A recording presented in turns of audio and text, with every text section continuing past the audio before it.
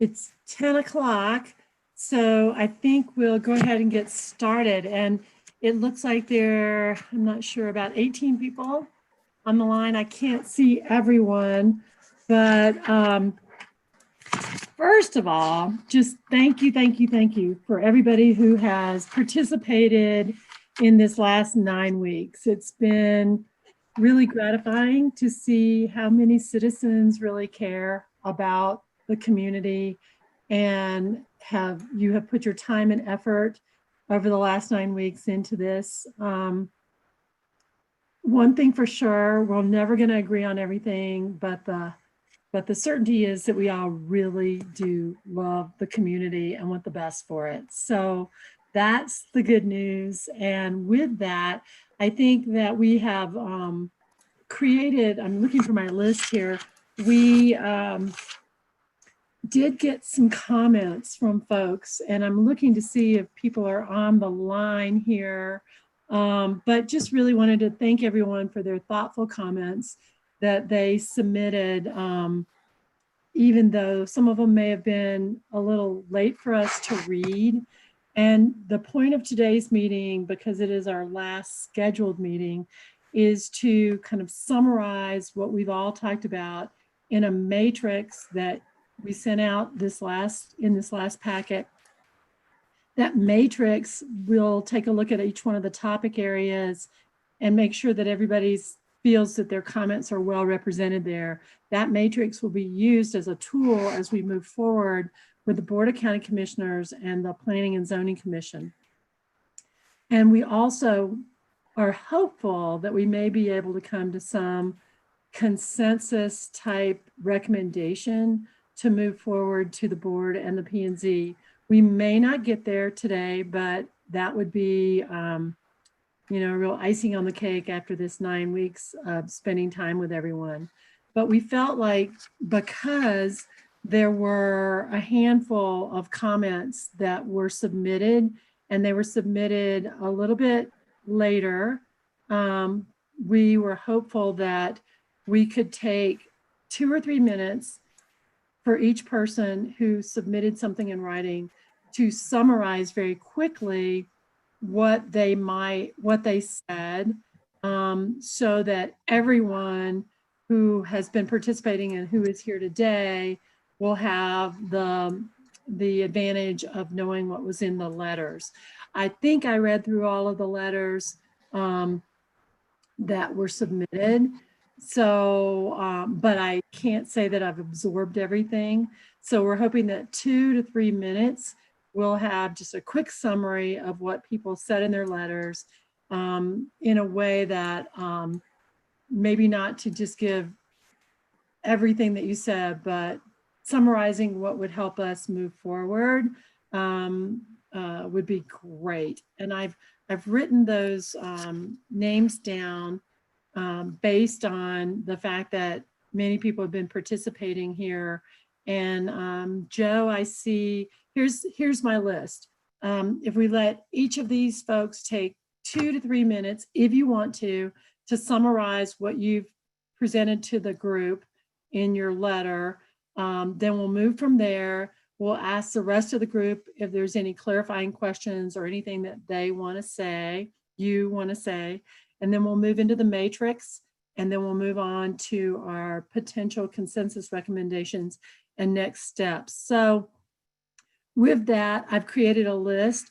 Joe Wells had written a letter that I just saw this morning, but Joe, you may want to summarize what you think would help us move forward with forming any of our recommendations or thoughts in the matrix. Then Susan Welch, you've also presented a letter, thank you. Amos Underwood, Amy Marjoram Berg, Rick Stevens, Mitch Haas, and then from there we will go into just more full discussion with the rest of the group. So Joe, would you wish to summarize your letter for us moving forward?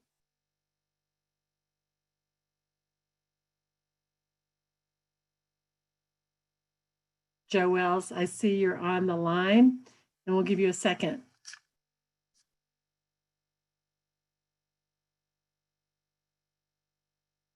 Zach, do you feel like we have contact?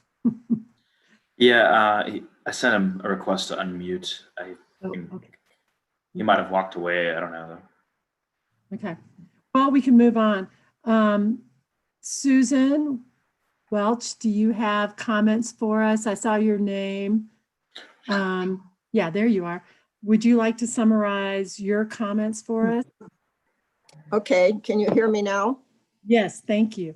All right, I was talking about requiring deed restricted caretaker dwelling units for development and enforcing occupancy with an affordable housing employee is way too restrictive to require you to have an employee from the city.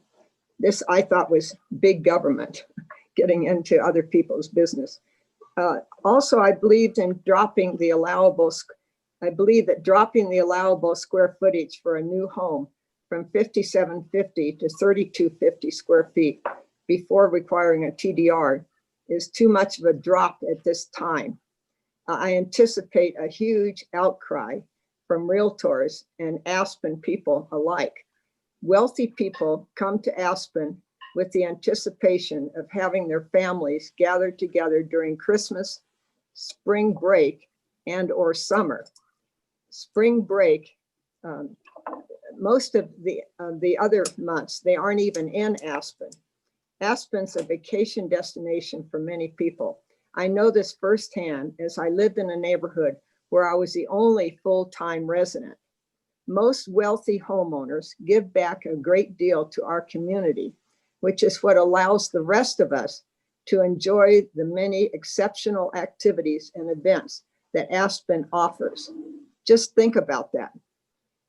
And in regard to affordable housing, we need to figure out how to reuse some of the housing we have now and not always keep building new units because employees retire and never leave.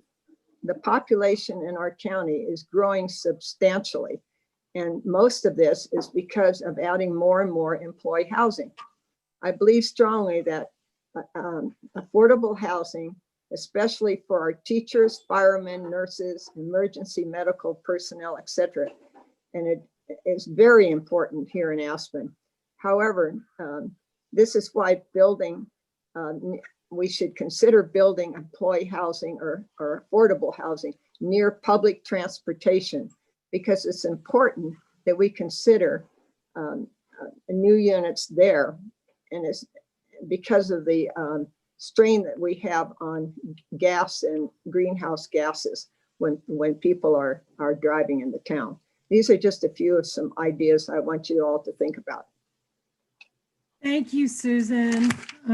Appreciate it. Is Amos Underwood here today with us? Sure, yeah, I'm here. Hi. Hey, Amos, would you like to summarize your comments really quickly for us so that the whole group knows as we walk into the matrix, everybody's thoughts? Sure. I guess I don't agree with the statement that natural gas should not be used. And then I guess it kind of ties into how you want to do FAR versus gross square footage. And it's similar to the whole argument about 100% renewables and offsets.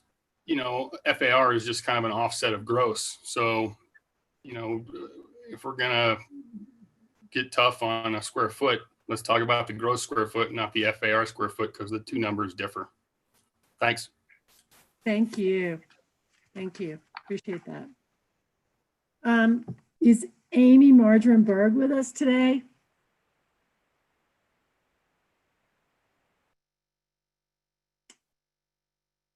I read Amy's comments this morning. They're in the packet, or they're on the website now.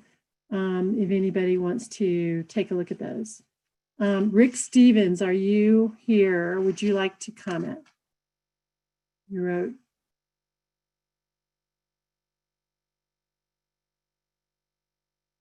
Zach, do you see him here? I don't see him on our participant list. Oh, okay. Mitch Haas. is also not here today. He's not here. Okay. Those are the ones I think. Did I miss anything that anybody, Ellen or Zach, did I miss anybody's letters? We could see if Joe Wells is back Oh, at his computer, but other than that, I think we got everybody. hey, Joe, are you back and would you like to comment? Cindy, I'm dealing with a side issue with my son's insurance at the moment, so I'll have to forego for the moment. Okay, Joe wrote us a letter as well for people to take a look at. With that, I would like to open it up for any comments, clarifications, or questions before we move into the discussion of the matrix topics. It looks as though Suzanne Caskey, go ahead. Yes, I'm especially disappointed that Mitch is again not here. After the letter that he wrote and that was posted, I want to say especially to the young people that have been involved in this process, to remind them that we, the rest of us, fully appreciate your participation. You're taking the time, you're taking time out of your summer and summertime off to give us your thoughts. If Mitch were here, and I don't know how otherwise to communicate with him, my thoughts in reading this about, I'm saying that two of the people, well, first, how wrong he was that the public outreach input came from 9 people when there are 90, I think, on our list. I kept thinking when he said two of whom are kids who aren't even old enough to vote, I don't know what that has to do with it. But I kept thinking of the Helen Reddy song that was about women, but this reminded me, and I wanted to tell Mitch that these young people should be saying to you, Mitch, and anybody else who criticizes their public involvement, is that we need to hear them roar and know that there are numbers now of young people too big for us to ignore. They don't make money on this, as some people do. They don't make money having to do with land use consulting or selling land, or they're young people who are going to have louder and louder voices, and we should do nothing but encourage them to keep coming back and having their voices heard. They are the ones that are going to continue to be affected by, certainly by climate change. And what they're telling us is that we aren't getting the job done. And so they are reaching out to participate and hopefully take over. The other point that Mitch tried to make was that that few, if any, people on this committee have a working or practical knowledge of the code. I beg your pardon. I mean, there are plenty. We have a former mayor who served, what, 4 terms? I was on planning and zoning for almost 15 years. I continue to be involved. That's ridiculous. It's a comment that really upset me. And I hope that Mitch will join us today. And I won't take your time to tell you the whole joke, but the last line in this joke about the comments of a Southern preacher were, "Brother, I don't believe I'd have said that." Well, Mitch, that's exactly what I think when I read the things that you have said and the claims that you have made. You were wrong on almost every count. And to demean and diminish those of us who are coming to the meetings and have been here every time, that's just not fair. It's wrong.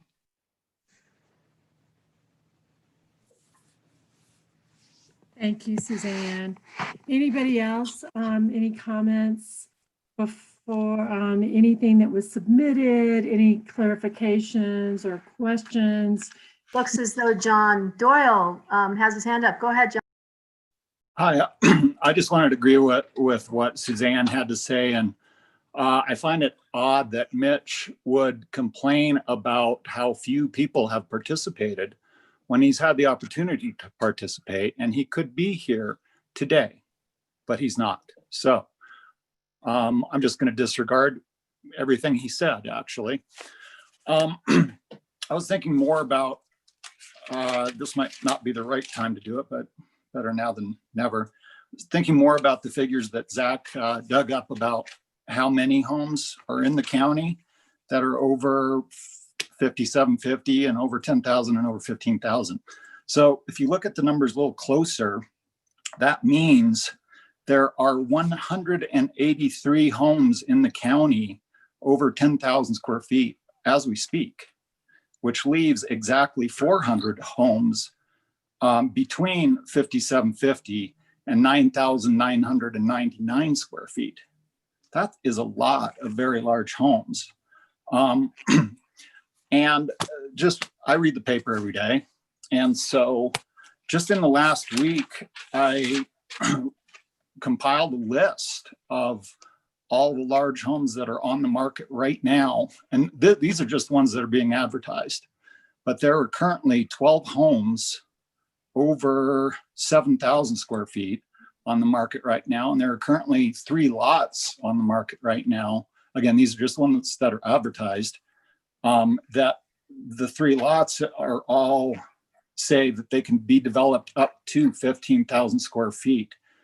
It was also interesting to me that it kind of showed where these homes are being built. Starwood, Two Creeks, Tyhack, West Buttermilk, Owl Creek, and Highlands. Oh, and there's also one up Independence Pass that's right at 15,000. There's a lot in West Buttermilk that's for sale. It says it's available to be built up to a 15,000 square foot house, and that lists the exemptions that's allowed on the lot: 4,000 square feet for a barn, 1,600 square feet for a greenhouse, 990 square feet for an agricultural shed, 672 square feet for a hay shed. That's 7,322 square feet that are exempted according to the advertisement, of course, just with this one lot. At any rate, again, oh, and there was one other home that really caught my eye in Starwood. It is 18,951 square feet. That's almost 5,000 square feet above 15,000 square feet. That just, it's mind blowing to me. So this just backs up what I was saying in weeks past, that I'm not against, I can't say I'm against homes that are that, yeah, I can. Actually, I can say I'm against homes that are that big. But I think my main point is there are enough homes that size in the pool for if people come here and they want to buy one. There's 12 of them on the market right now. That's all I have for now. Thanks. Thanks, John. Anybody else who wants to add anything or clarifications or questions or comments before we get started with our work for the day?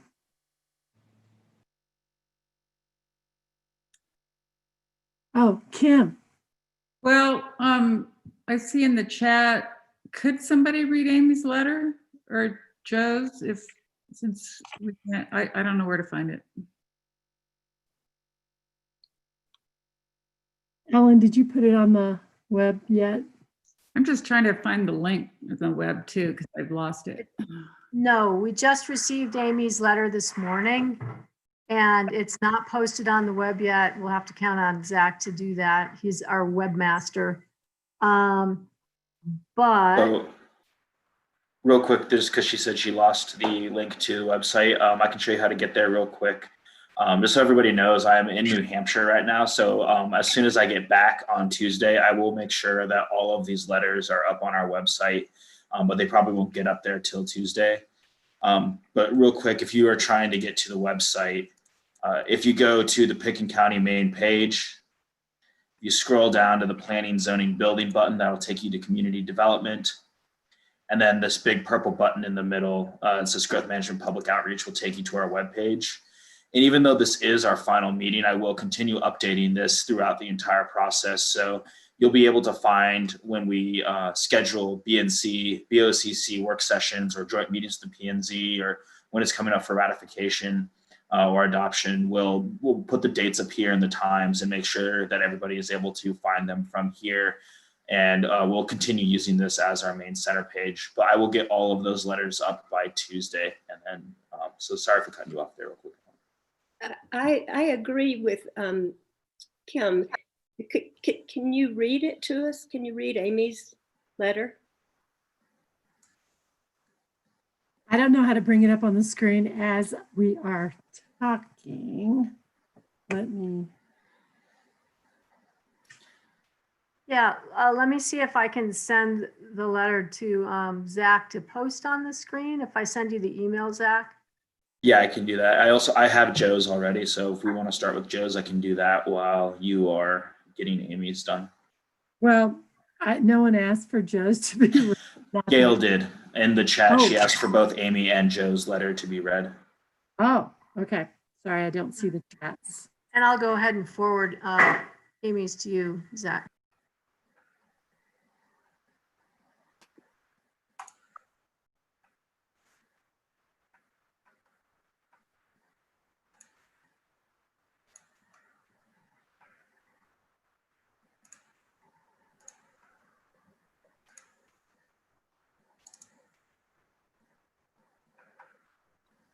Would you, oh, there's, Joe's. would you guys like a minute to read it? Yes. Okay.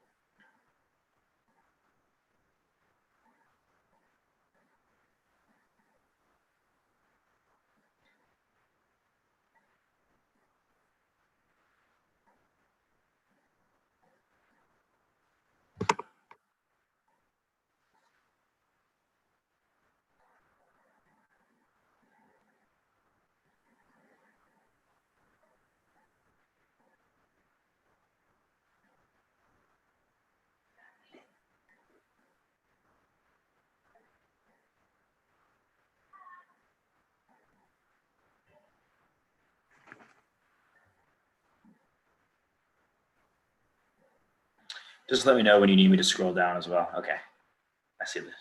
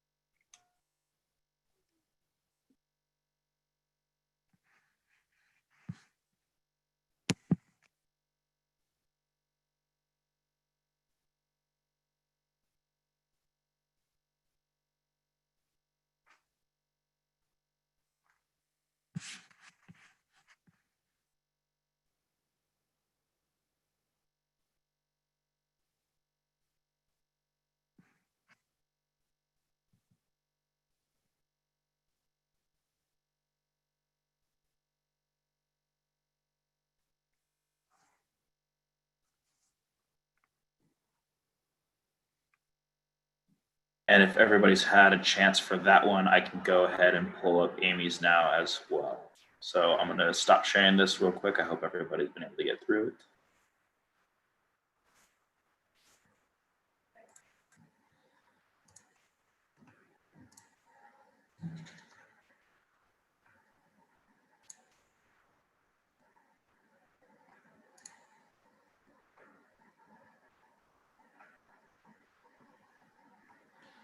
Okay.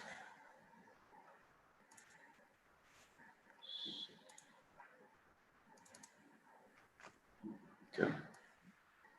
I hope everybody can see that. I know it's an email, so the format might get a little weird.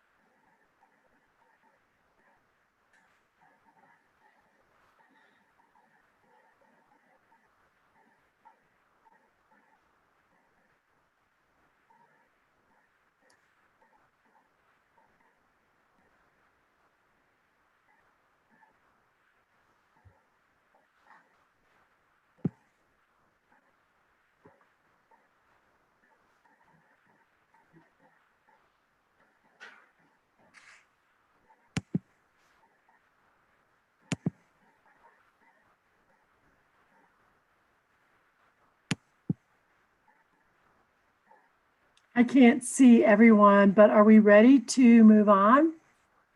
Everybody had a chance to read both letters, or at least summarize. We can come back to them if we have questions now that we have them teed up. But any comments on Joe's or Amy's letters before we get started? There was one comment in the chat from Steve Wicks that said Joe's letter has a very interesting historical perspective on it. Yes, it does. Right. If I could summarize that real quickly, and Joe, you can tell me if we're wrong, if you are able to connect with us today. But basically that a lot of the older subdivisions, Joe's point is, had paid their dues at the time when they were approved, and therefore, you know, should be exempt from additional dues, whereas many of the lots that were pre-growth management never did pay the same level of fees or go through the same process because they were exempt given their pre-1978 status.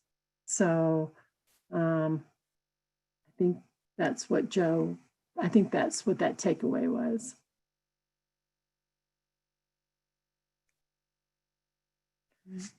All right. Well, with that, is everybody, I mean, we can always come back and discuss anything, but are we ready to move to the matrix and start discussing that? Okay, most people are just, I can't see you with the video, so if you have things to say, please let us know. And Zach, if you could pull up the matrix. Just want to let everybody know that this matrix is kind of the way that we are, moving forward with the feedback that we've gotten from you.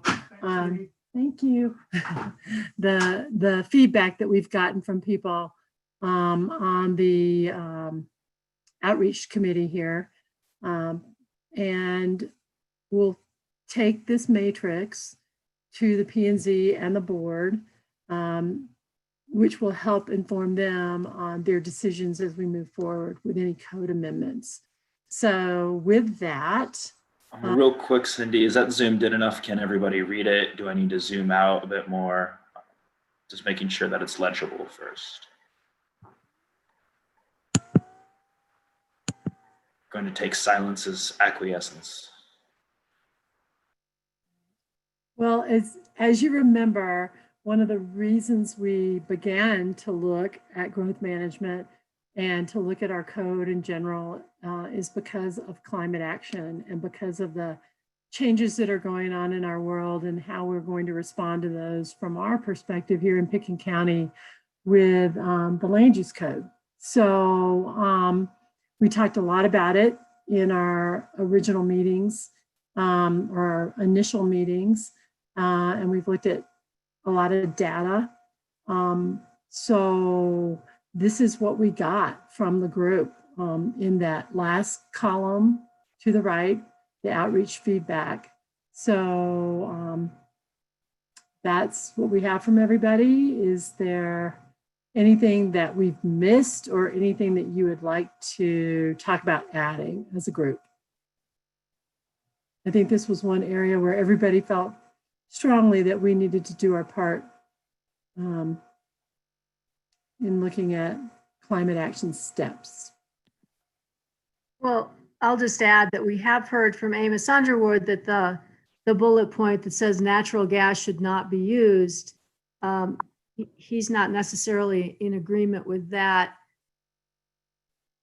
as representative of the whole, as a representative recommendation by the whole group. So it might be helpful to know, I don't remember who brought, I think perhaps Mona Newton brought this one up, but let's get that just out there as a question. Do people think as though this belongs in your recommendation or not? And Amos, if you're on, you might want to express why you felt that we might want to include natural gas.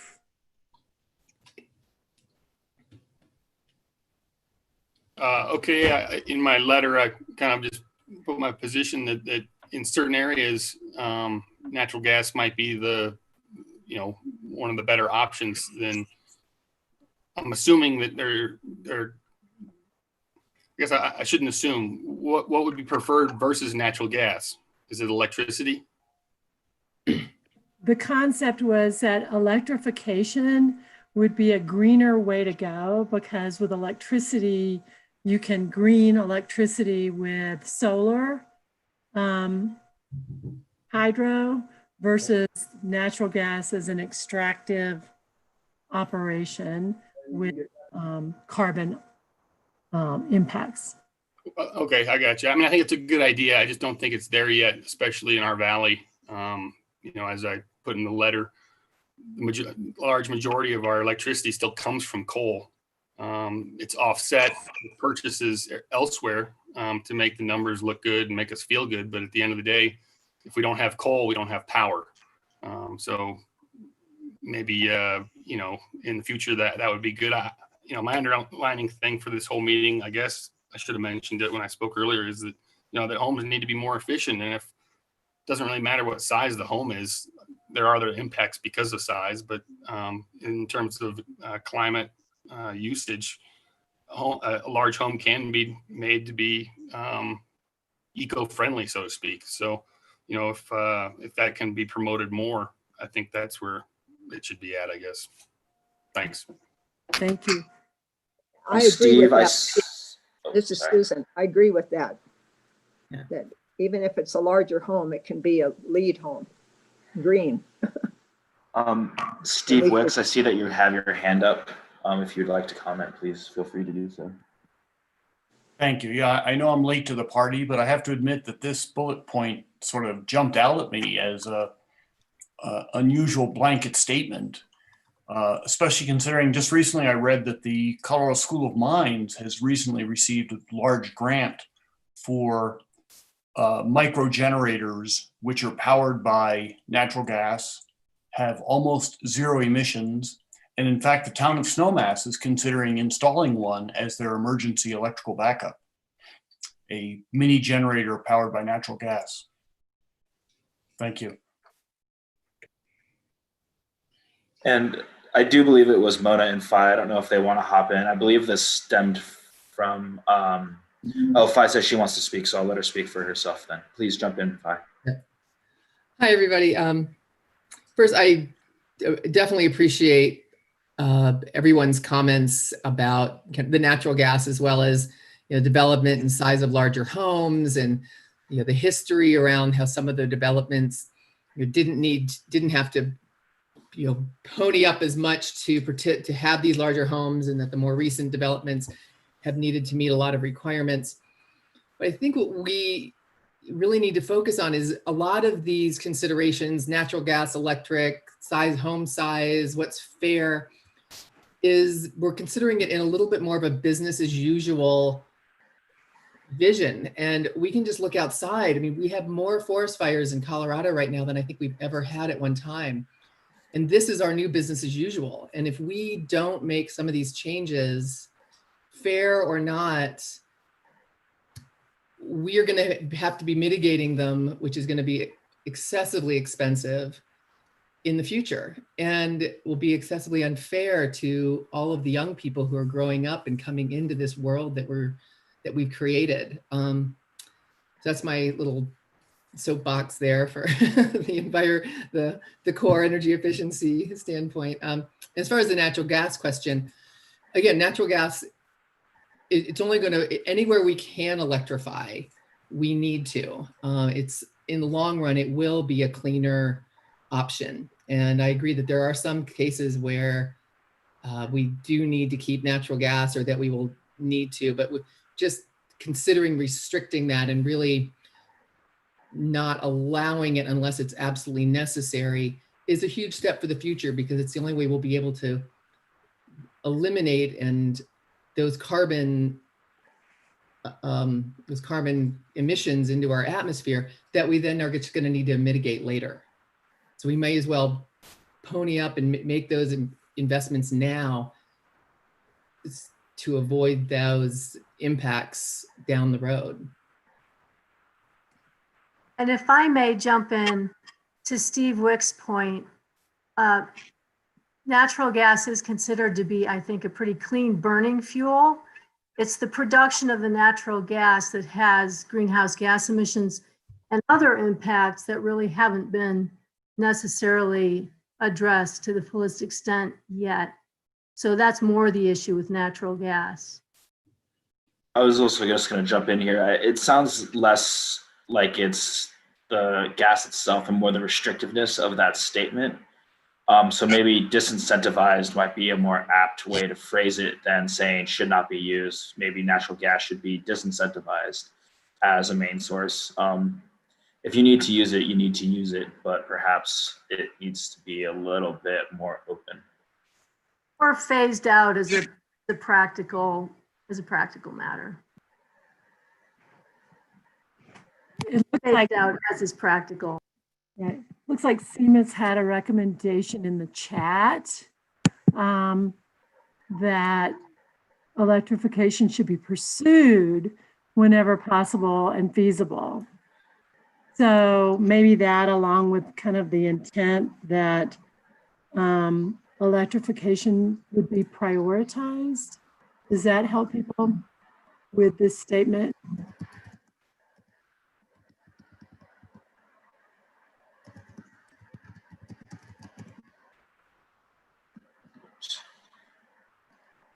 Yes, it does.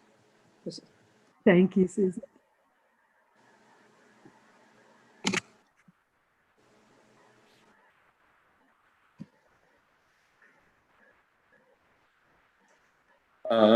Carly, I saw your chat. No, we have not been hearing your audio. It shows that you are still muted, Carly. You might need to unmute. Let me see if I can ask you to, and if that will indicate how to do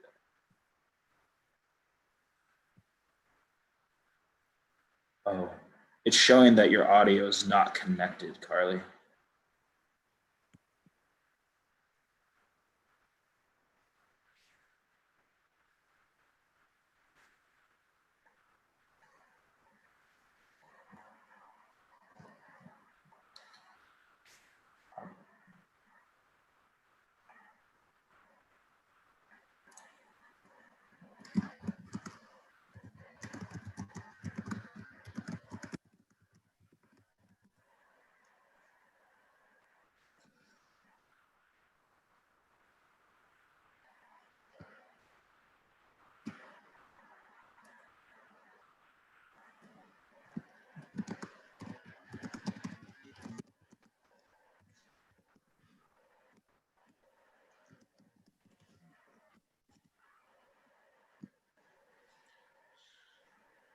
I'm working with Carly right now. We're trying some things. So if you want to move in on Cindy, and as soon as she's available, I'll let you know.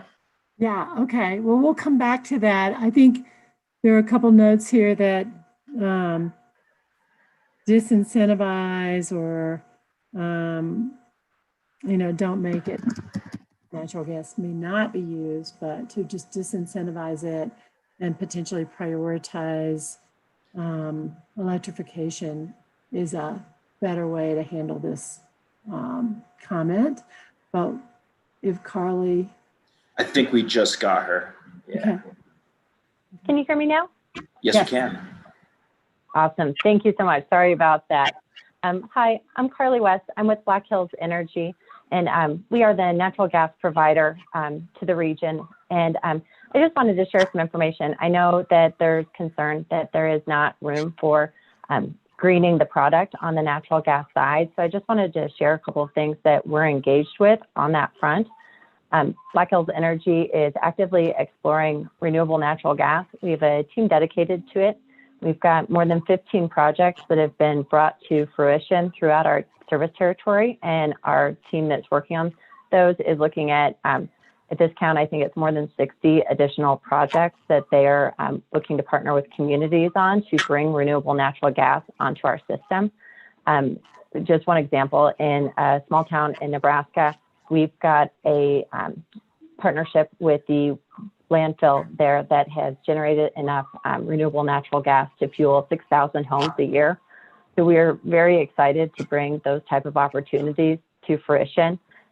If anyone's not familiar with renewable natural gas, it's gas that's collected from methane sources like landfills, wastewater treatment plants, and animal feedlots. It's collected, cleaned up a little bit, and can be used in place of traditional natural gas through the natural gas system. Another thing that folks in our industry are working on is utilizing green hydrogen to actually be a storage solution for wind and solar. And that would utilize the natural gas system to transport that green hydrogen as well. That is a technology that exists. It's certainly not scaled up to a point yet that is able to be widely used. There was a really neat article in the New York Times recently about an Italian pasta maker that has switched to green hydrogen to fuel their natural gas needs. If anyone's interested in checking that out, I'd be happy to send a link. But I understand definitely that there is concern that there's not opportunity to make natural gas a cleaner energy source. So I just wanted to let everyone know what we're doing to actually get across that barrier and bring some of those renewable sources into our natural gas infrastructure. We are committed to being a partner to our communities and providing the energy solutions they are looking for. And we are on board with making environmental improvements across the board and seeing those in the communities that we serve and supporting those. We just think there's a place for us to be a part of those solutions. And we would encourage you to be flexible on that statement regarding natural gas, knowing that there are opportunities, and we think great ones, to green up that system. Carly, thank you so much for speaking up. I know that you have been sitting through all these meetings for the last 9 weeks, and we really appreciate that. And that's incredible information. Thank you. So I think that wording wise, if anybody has any recommendations or suggestions on incorporating any of that, please hold your hand up or speak up. We could just say something to the effect of a recommendation to encourage our local utilities to move towards renewable natural gas sources, something to that effect. Steve Wicks has the suggestion that we use the phrase green energy sources should be incentivized instead, which kind of covers all of those bases. And Gail agrees with him, so maybe that'll be the way we should go with it. Do people agree with that? Are we good with that? Okay. The people I see look like they agree with it, so. Thumbs up or two. Okay, speak up if you don't. Yes, yes. Okay. Thank you. All right. So is everyone comfortable with us moving on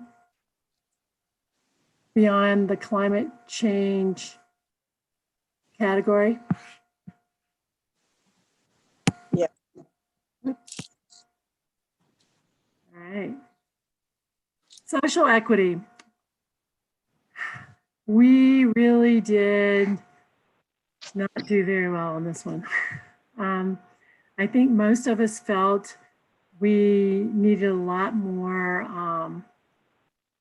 background and education and resources before we could address this adequately. Just a reminder, and for some of those who have not been joining us all along, the topics on the left-hand side are topics that came out of the goals of the Board of County Commissioners mission statement for our process here, as well as some of the topic areas that P&Z had identified in their deliberations thus far on growth management. So social equity was a topic that the board really wants to put time towards and energy towards. But I think we as staff admitted up front that this is one area that we just didn't have the resources for right now. And yes, Kim, it does underlie all the other discussions that we're having. My only thought was social equity from a land use perspective that we've been dealing with in this valley for quite a while has been that of affordability and wages and affordability and lifestyle, and that goes into wages and housing and transportation and all the things that make life go round. So anyone else have any comments, anything you'd like to pass on to the board relative to this? Other than, I think Kim's comment was really good there, that this underlies everything we're doing.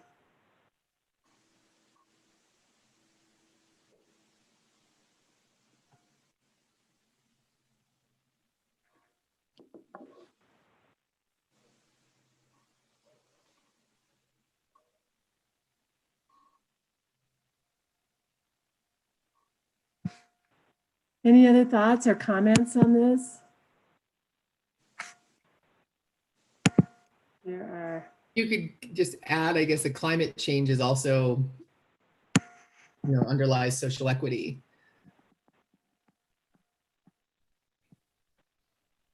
So anything we're doing that affects climate supports social equity.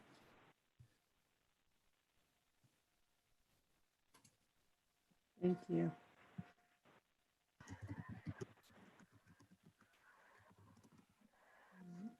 Anybody else on this? Well, we did get some comments in Amos's letter about perhaps moving a few of the land use code items up into the social equity column. And I think specifically he was referring to those relating to affordable housing. So just reiterating what you said, Cindy. All right, well, we can come back to all of these if you want to think through it a little bit. So we move on now, if that's all right with everybody, to the land use code requirements.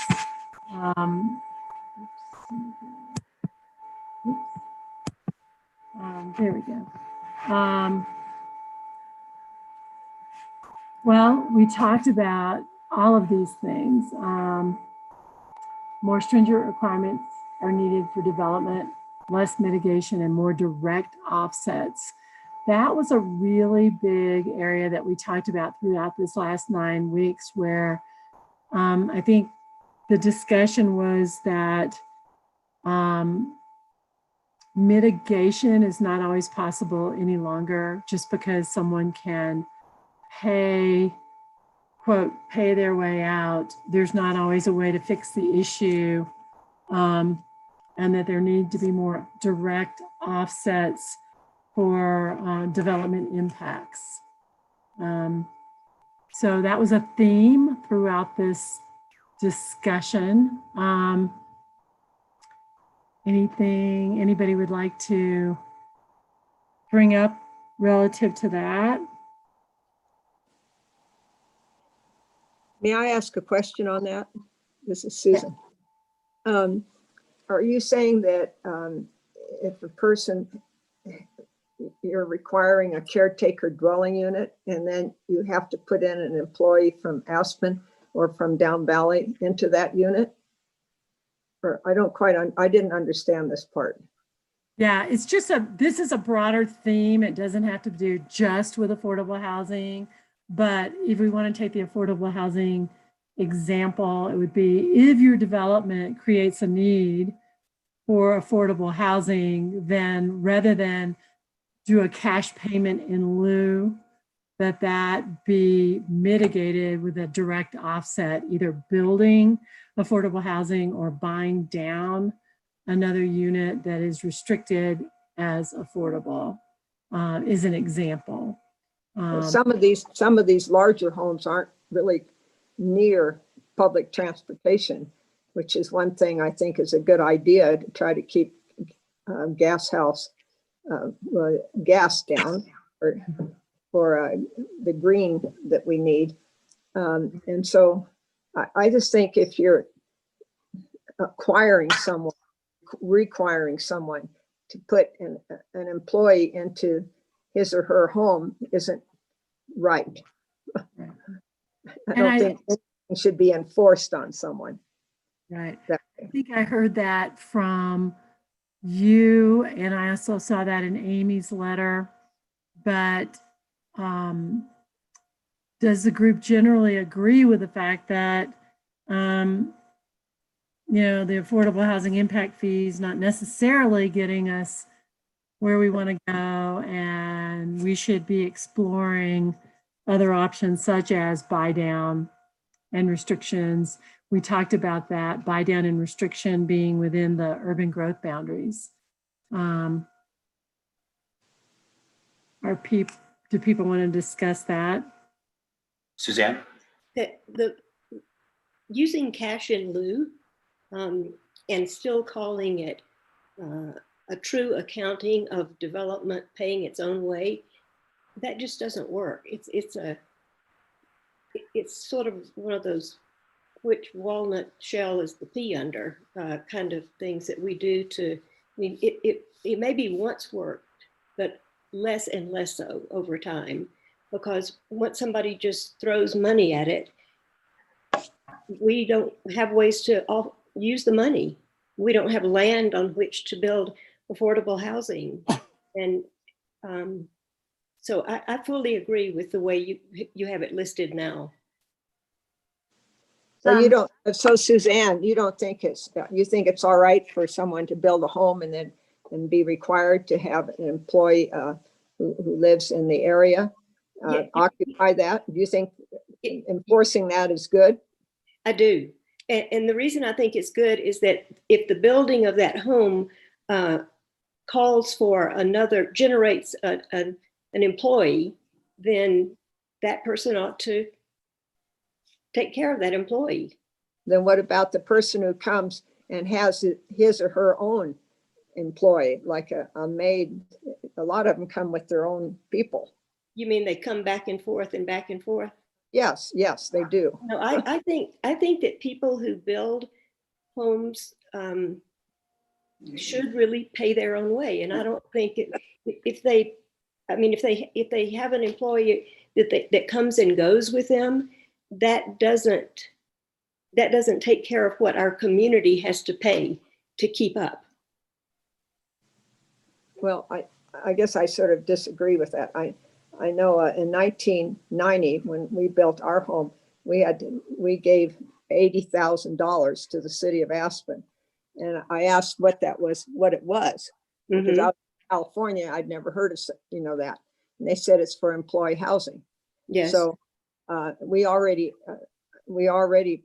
had an employee that we had paid for in a 3-bedroom, 2.5-bath home on the property. And we also had to buy a park. So we had to buy a park and employee housing and give $80,000. So I thought that seemed like a lot. I mean, it was divided between 6 people doing all this, but the 80,000 was from now that was back in 1990 when we finally finished the house, but that seemed like a lot. Well, it does seem like a lot. And yet, Susan, I would argue that the very things that we're talking about here, that I understand that you consider many of them too stringent, those are the things that made you want to come here. That's what paved the way for quality development, for a lifestyle that is beyond compare, and a town that works. And now that just look at the housing that's being proposed now at the lumber yard. I mean, there are so few places left to put anything. So I don't know if you know all the employee housing that's going on. There are 4 projects right now that will be coming available for employee housing within the next 2 months, and that doesn't include the lumber yard. And so are we actually doing more commercial building than we have had in the last 30 years? Do we have that much more? Why are we losing the employee housing? Is it because no one's leaving? I just wonder about that. There are a number of reasons, and we're already behind in this game. Cindy, you all will probably know how many people are on the waiting list for employee housing now, but I know the line is not short. Right. We don't have the numbers of waiting list, but every time a unit comes up, there are definitely a long line, 20, 30 people waiting in line to try to get the units.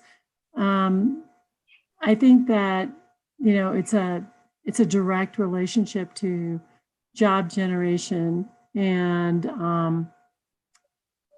I don't think anybody would want to spend the money or go through the heartache of developing more dense, affordable housing unless it were necessary. Now, Susan's brought up really good points throughout this 9 weeks about the policies within APCHA and whether or not those are correct or not. But that, unfortunately, right now is not our purview to look at.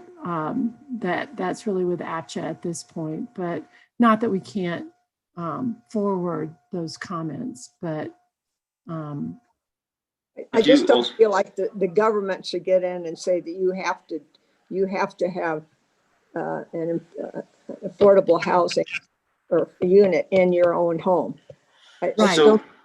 Right. And I think that's where we were trying to go, Susan, with we're not saying that you have to do it within your own home. It just has to be mitigated. It's rather than, I'll put money towards it and let the community figure out all the hard parts of how to, where and how much and density and who else is it going to affect. Rather than do that, require that the development have a more direct offset so that it's more directly seen when there is a development that development is taking care of the impacts more directly, like either saying, okay, I am fine with deed restricting something on my property, or I'm not, and I will buy down a unit somewhere else that can be deed restricted. Cindy, you have a really good point there, and that is, I lived at Ute Place, and it was really well done. And we had employees right there, living there, which was wonderful, along with the park across the street, which we put in. But so we did supply that, and I think a developer should do that. But I don't think you should say that. I think you're going to have a lot of people upset with that if they want to build a home and then you're forcing that person to have an employee in that home. I just think it's too much government. So real quick, I just want to make sure. So it sounds like the policy listed in that first bullet point, everybody's behind. It's the second one where we're talking about requiring. So right now, CDUs are voluntary, and we're talking about making them a requirement. It seems like the requirement portion is less important to us than making sure that it's a direct offset somewhere in the community. So whether that's buying a free market condo in Aspen to provide versus the CDU. So it sounds like the first one we agree with, the second one is a little bit iffy, and maybe it shouldn't be included in our recommendations. I would like that, not included. Well, I know, I feel like that there should be some requirement to offset those impacts. And I'm wondering if it should be tied to size of the home. You know, I know that in that study, I don't have it handy, but it seemed like there were more employees the larger the house became. And that could also be, you know, if you really don't want to have to support affordable housing, then you can choose to build a smaller property that doesn't have those requirements. I do want to read Steve Wick's comment real quick. It's related, just a little bit different take on it. He's citing the cost of building CDUs as well. He says, I just built a deed restricted CDU in my backyard in Meadowood. Feel good about it, but was astounded by the permit and utility fees, over $60,000 before we broke ground. I think there are other existing long-term residents who might like to build a CDU. Can the county make it easier for homeowners to build a CDU? This is different from new development. This is new worker housing at no cost to taxpayers. So I think that kind of ties into the cost, and the location of the CDU seems to be what's causing the requirement of this one. So if anybody has any strong objections to it, please let me know, but I'm going to strike the second bullet and leave the first one, if that sounds good to everybody. Well, I think Zach, I'm a little hesitant to say we strike it all together, because I think CDUs have been something that have added density, but have not necessarily always been used for worker housing, and don't necessarily have to be.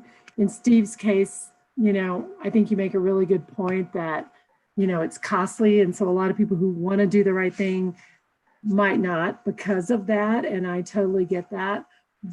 But if restrictions were lessened, or it was easier to provide that without going through the time and the expense that Steve speaks to, you know, would people then be willing to really restrict it to worker housing?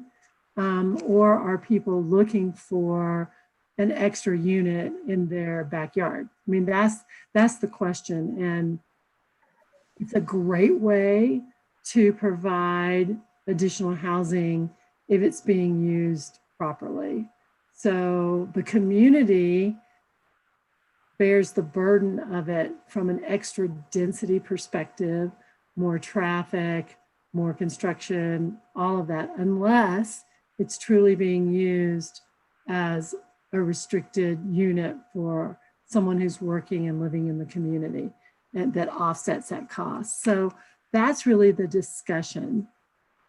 Would this be one of those ones where it's better as an incentive than a requirement?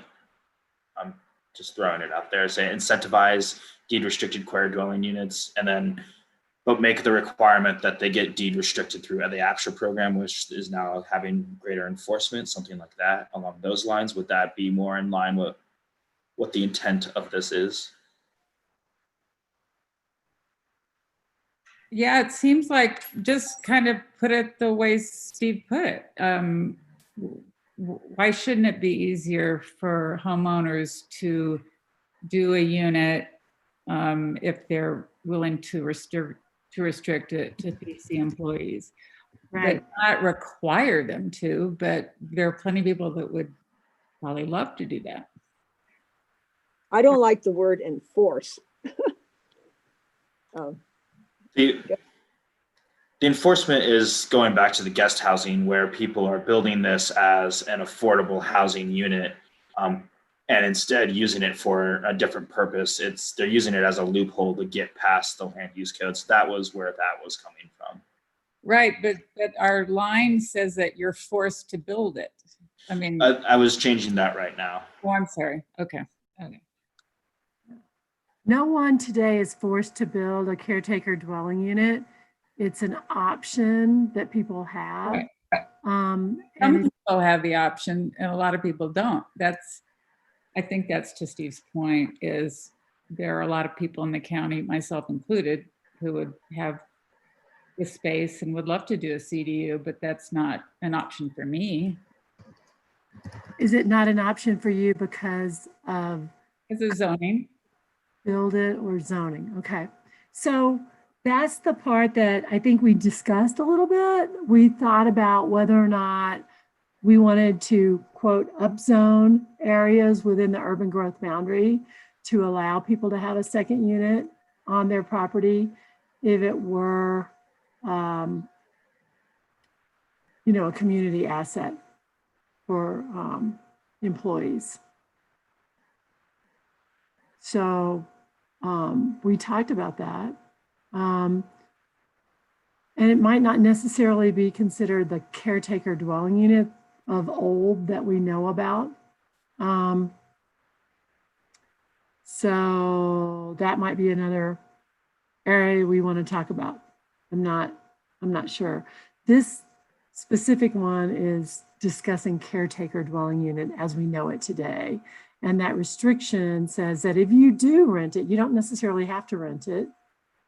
You can let your friends stay there, or you can let your pilot, or, those are the arguments that people make, stay there. But if you do rent it, you do need to rent it to a Pitkin County employee that meets those requirements. So it's not a required development, but others may want to do it. And we talked about whether or not we wanted to allow that to happen, but maybe use TDRs to make that happen instead of the deed restriction that we have now that is not enforceable. Cindy? Yes. This is Gail. I've been listening to this for a while. It seems like we're getting down a path of too many decisions have to go into it. If the goal of the county is to have affordable housing, giving people the right to build a CDU is just giving them a right to build more square footage. If you don't make it a requirement that they put it into a housing pool, then what is really a CDU?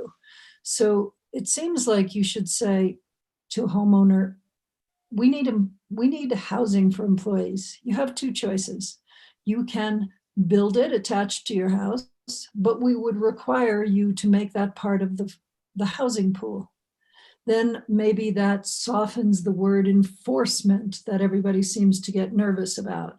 I mean, if they're building it as housing for employees, of course it's got to be enforceable. Alternatively, they can contribute and allow Pitkin County to build it. I mean, isn't it really just kind of that simple? If that's what you're looking for, you need people actually to build it. And although, I mean, people love to have it. They'd love to have what they're building is a guest quarters. Whether it's a guest quarters for their pilot or for their friends or for their son who's grown and coming home, whatever it is, it's guest quarters. It's not employee housing unless it's enforceable. Gail, I agree with you. I think it must be enforced, or we're just fooling ourselves. Right. And so if people don't like the word enforced, then you make it an option when they choose to build it. We're not enforcing you. We're just simply saying, if you want to build this on your home, we will expect you to make it available for housing.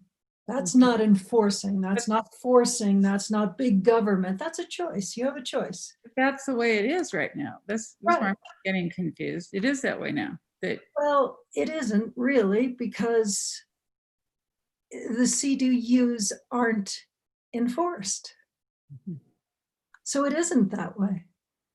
It's built and it's called a CDU, but there is no enforcement.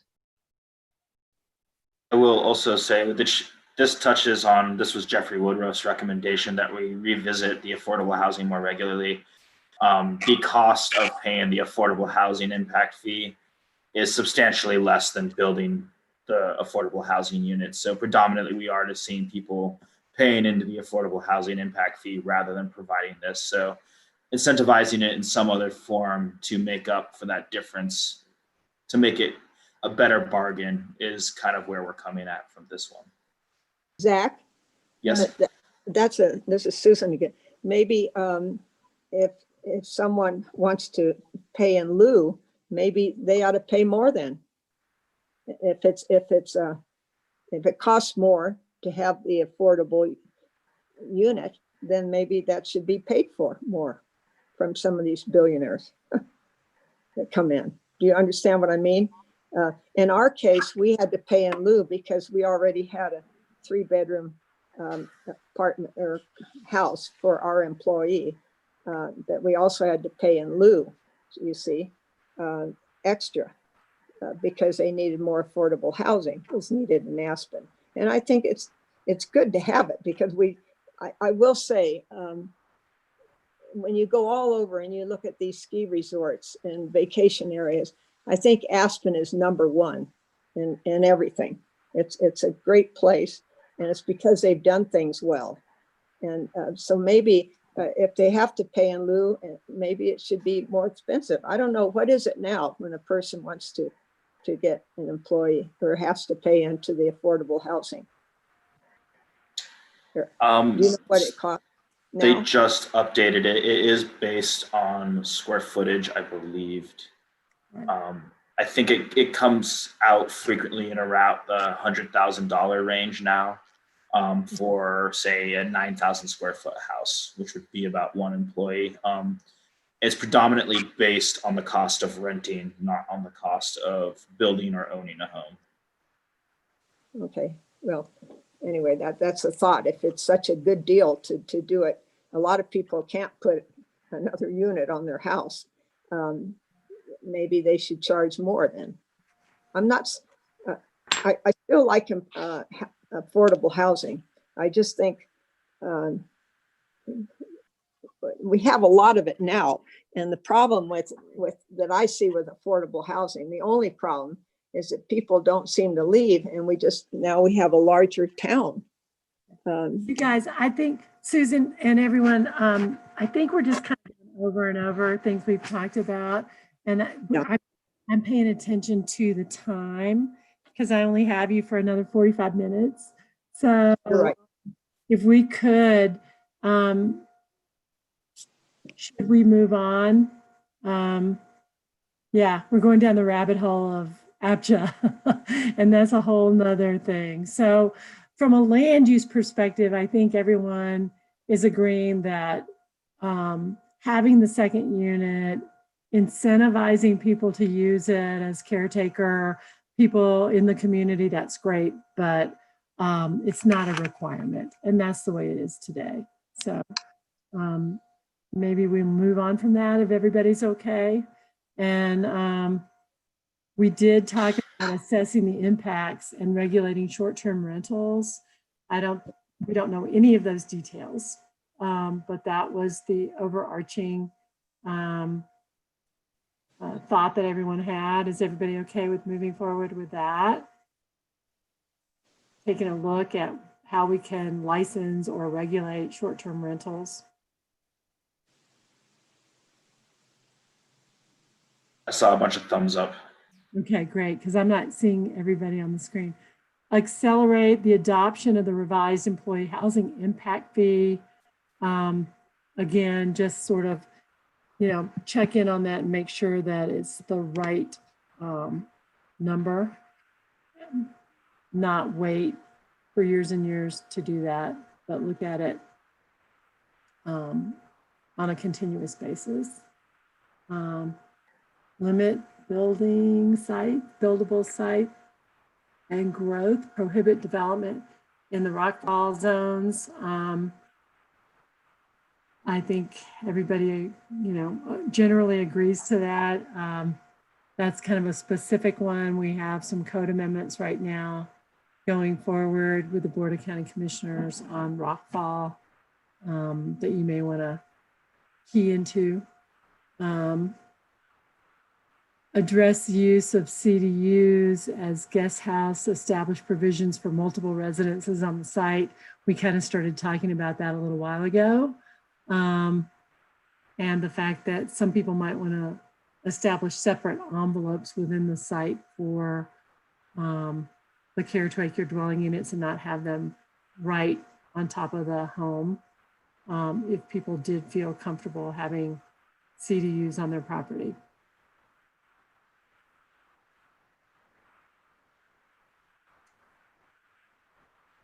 Zach, I'm relying on you for the. I saw some nods and. Okay, all right.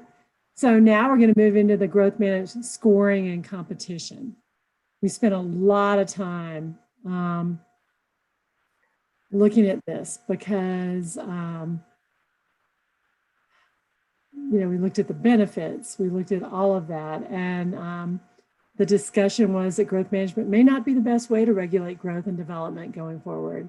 Competition should be limited to establishment of development rights related to new subdivisions or 35-acre parcels, and with no ability to use growth management for additional floor area above a specified size.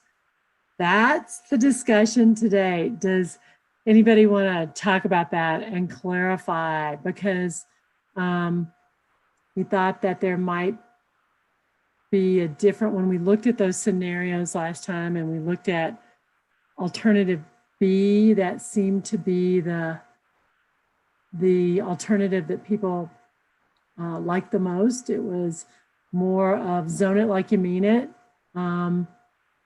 Say what you mean about square footage. And if in fact there is growth management, make growth management competition for subdivision and development of lots that we can't regulate right now, which are the 35-acre parcels. And don't use growth management for additional square footage like it's used today. Not saying that square footage couldn't be added, but the growth management would not be that venue.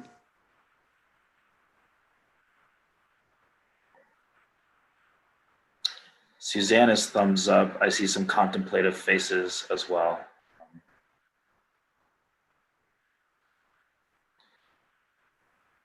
Don't see any hands up. I don't see anybody itching to say no. Gail says okay with me. It sounds like mostly this is all right with everybody. Again, if you have an issue, please speak up, even if we're at the bottom of the matrix. We're always accepting input. If I may add, one thing we didn't put in this box was the fact that we heard loud and clear that there are a lot of community benefits that need to be better addressed in any scoring criteria associated with growth management, even if growth management is just established for new subdivisions rather than used for additional floor area. So we will absolutely look at scoring criteria even under this scenario. Also, devil's in the detail when we start to look at how those regulations look. So please, keep up with that. Make sure it rings true to what your intent was. Okay, exemptions, those not otherwise listed in the matrix. So for the longest time, redevelopment of a property or demolition, if you will, scrape and replace, has been exempted from the growth management system. And it's a large part of the impacts we feel on the landfill today and the growth pressures in the community, but it's not being addressed through the growth management process or any other process in Pitkin County. So the sentiment was that we wanted to somehow find a way to capture the impacts from redevelopment and demolition. Is that true of the group? Did we get that right?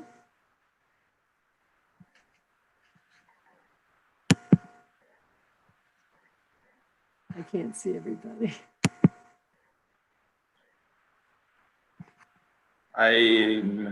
Susan, are you, if you're muted, if you're trying to make a comment, I don't know if you're, No, there we go. I'm okay. I'm okay with that. Cool. Thank you. Anybody else want to talk about that before we move on?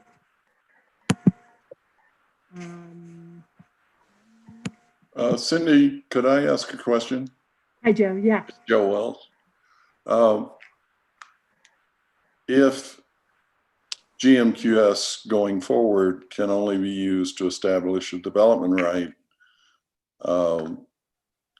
what does that do to these people who are demolishing an existing structure? The phrase is should not be exempt from the growth management system, but I assume that someone who's demolishing has a development right already. So what's he going to use the growth management system for? Well, in this case, we're looking at growth that maybe that person would not be using the growth management system. There would be another system that would address square footage. I think that's your question, right? Yeah. If that's the case, then I would think this phrase needs to be revised. So just to clarify, we use the phrase GMQS in the one above, and we're using growth management as a broader term to describe whatever that system is, whereas GMQS is the specific system in place currently. Okay, that's a subtlety that went over my head, but. Yeah, no, it is a subtlety, yeah. But I get it in the sense that we have a whole system that ties together. And if you remember that, the anatomy of the growth management system and the land use code, it's just so all tied together that,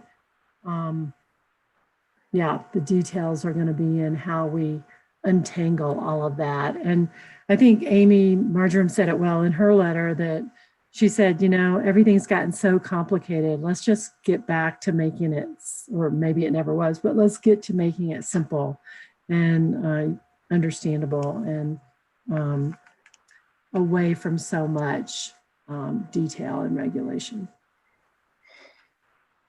So Joe, can you live with that, or does everybody? Yeah, you're saying there's a distinction there, and I accept that. Anybody else question on that? Well, I guess there is a question, and this is Susan. If a person scrapes his or her home off that lot, and the home is maybe 6,000 square feet, and the committee decides they want 3,250, can that person only put on 3,250 at that point and have to buy a TDR, or can he put back a 6,000 square foot house? I think maybe that's what we were talking about. Yeah, I'll throw that question back at you guys. You know, those are the things we're talking about. So I'll throw that question back to the group. I know that in San Diego, they downzoned. And what happened in San Diego is that if you'd had, say, a triplex, and then they downzoned you to one house, nobody ever took down a triplex. And there became a lot of deferred maintenance and old looking buildings. So that's one of the issues that can happen, that maybe things aren't remodeled if the zoning changes. It's just something to think about. Definitely. Any comments from anyone else about that? Because that's a huge issue. I mean, that's part of what we're talking about. When we say that they should be, that scrape and replaces should not be just exempted anymore, that they do have impacts. What does that mean to people? Does that mean impact fees, but homes could be replaced at the same square footage? Or are people thinking that there's a new minimum square footage exemption, and that beyond that, someone would have to buy a TDR or otherwise obtain that square footage another way? There are always consequences to everything, aren't there? Never It's easy.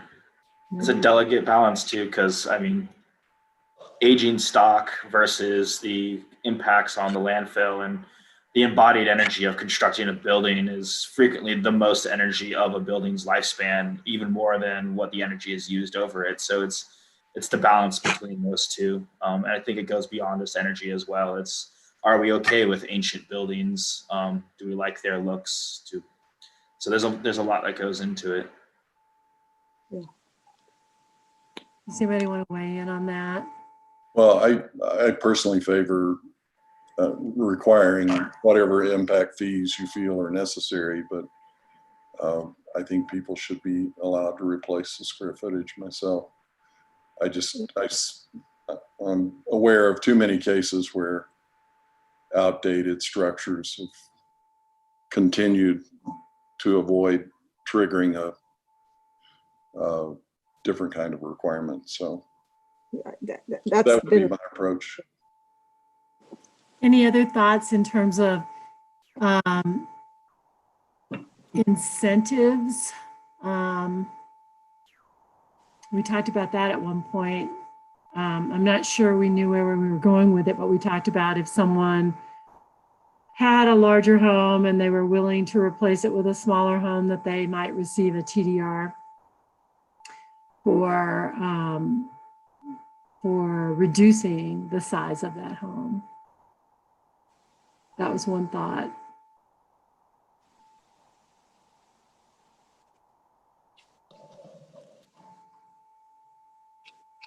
Okay. Well, we can always come back. A lot of people, I'm sure, thinking through this. All right. Cindy, I agree with Joe that this is Gail, that there should be incentives to keep homes current. It's sort of like the fireplace rule. You know, by allowing people to continue to have wood burning fireplaces, you continue to have wood burning fireplaces. But if you encourage them to have new systems that are more energy efficient, it's probably better for the environment. But I also agree with Joe that if you take down a 6,000 square foot house, you should probably be entitled to replace it with one, even if the zoning has been changed.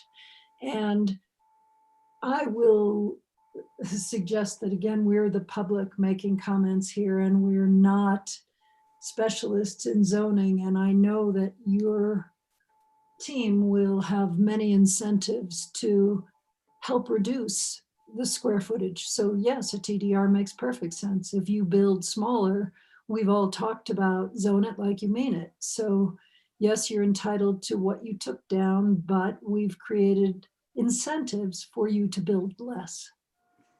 So good I just point. wanted to throw out an example then, as well as part of what you are saying there. If somebody came in and decided they wanted to tear down Prince Bandar's former house, under current code, he could build back to his 53,000 square feet of heated square footage. Is that something that we would be okay with as a community?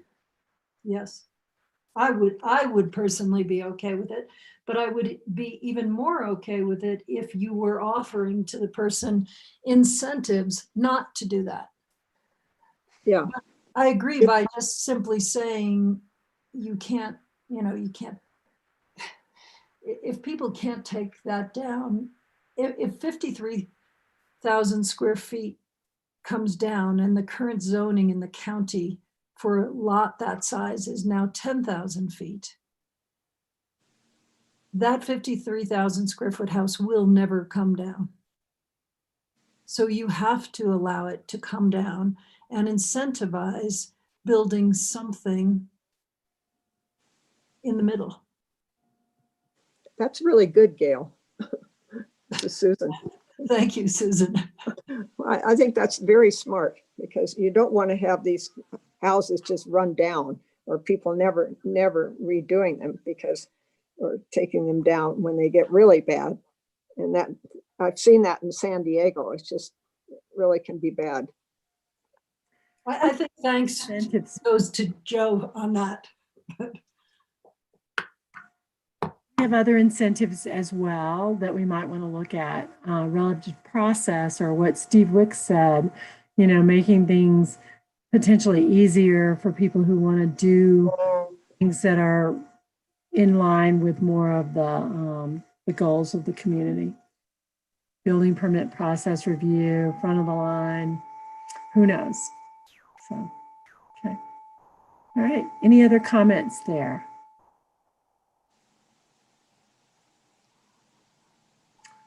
Zach, can we move on to, I'm looking at the time here. Oh my goodness, 11:30. TDRs. How many more sections do we have after TDR? TDRs, and then we have the exempt house size, the community benefits. This all came from a pre-approved list from the group, so I don't think that one will be too great. And then max house size is there at the bottom. So the exempt and the max are probably going to be pretty big ones, and then the TDR one is what we have here. Thank you. Okay, so TDRs. Let me try to get to my screen here. There we go. We've had quite the discussion on them. Are they worth too much? Is the system outdated?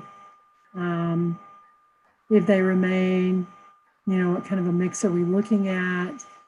All the discussion about whether or not we should be requiring a TDR for, you know, the caretaker dwelling unit or increased density in the UGB. Could TDRs be used as a way of buying into a short-term rental permit or upzoning? We talked about, you know, maybe using them in commercial structures to upzone, or to have the ability to have additional density on your lot within the UGB. Should we create more supply of TDRs at this point, or kind of use what we have? Has been another question.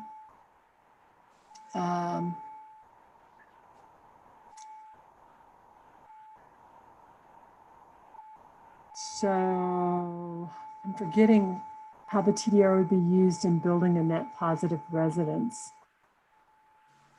Zach? That was part of the supply side. So TDR is awarded if you build a house that generates 20% more energy than it uses on an annual basis. Okay. So, discussion on TDRs.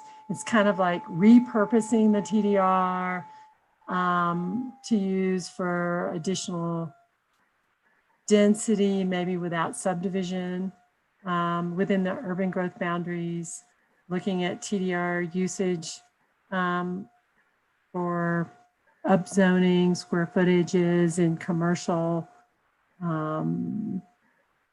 What are some other thoughts? Are people okay with this? Basically just us taking a look at repurposing the use of TDRs and not only having them be used for the addition of square footage on residential properties. You guys, maybe I'm not understanding what this says, but you can use a TDR right now as part of, for a CDU. I mean, it can be applied towards CDU. This one was referring to conversion of an existing CDU to a guest house, because currently you can't have a guest house. So it was creating an avenue to create that demand for the use of a TDR. You have a CDU, you've been secretly using it as a guest house this whole time. Maybe you want to just finally legalize it so that you either increase the property value or you want to have someone stay there regularly. So it's a way of legalizing something that a lot of people are doing currently anyways. Okay, I guess I don't understand. Okay. Basically, Kim, if you had a CDU now and you really wanted it as a guest house, could you buy a TDR and sort of convert that to just a free market guest house versus a caretaker dwelling unit with the deed restriction? Is it a way to use a TDR? A new way to use a TDR?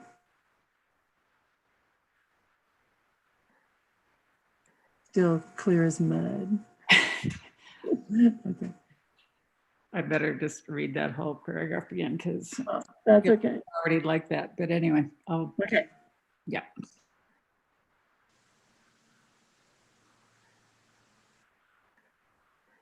Anybody else have any comments on the TDRs and kind of taking another look at that?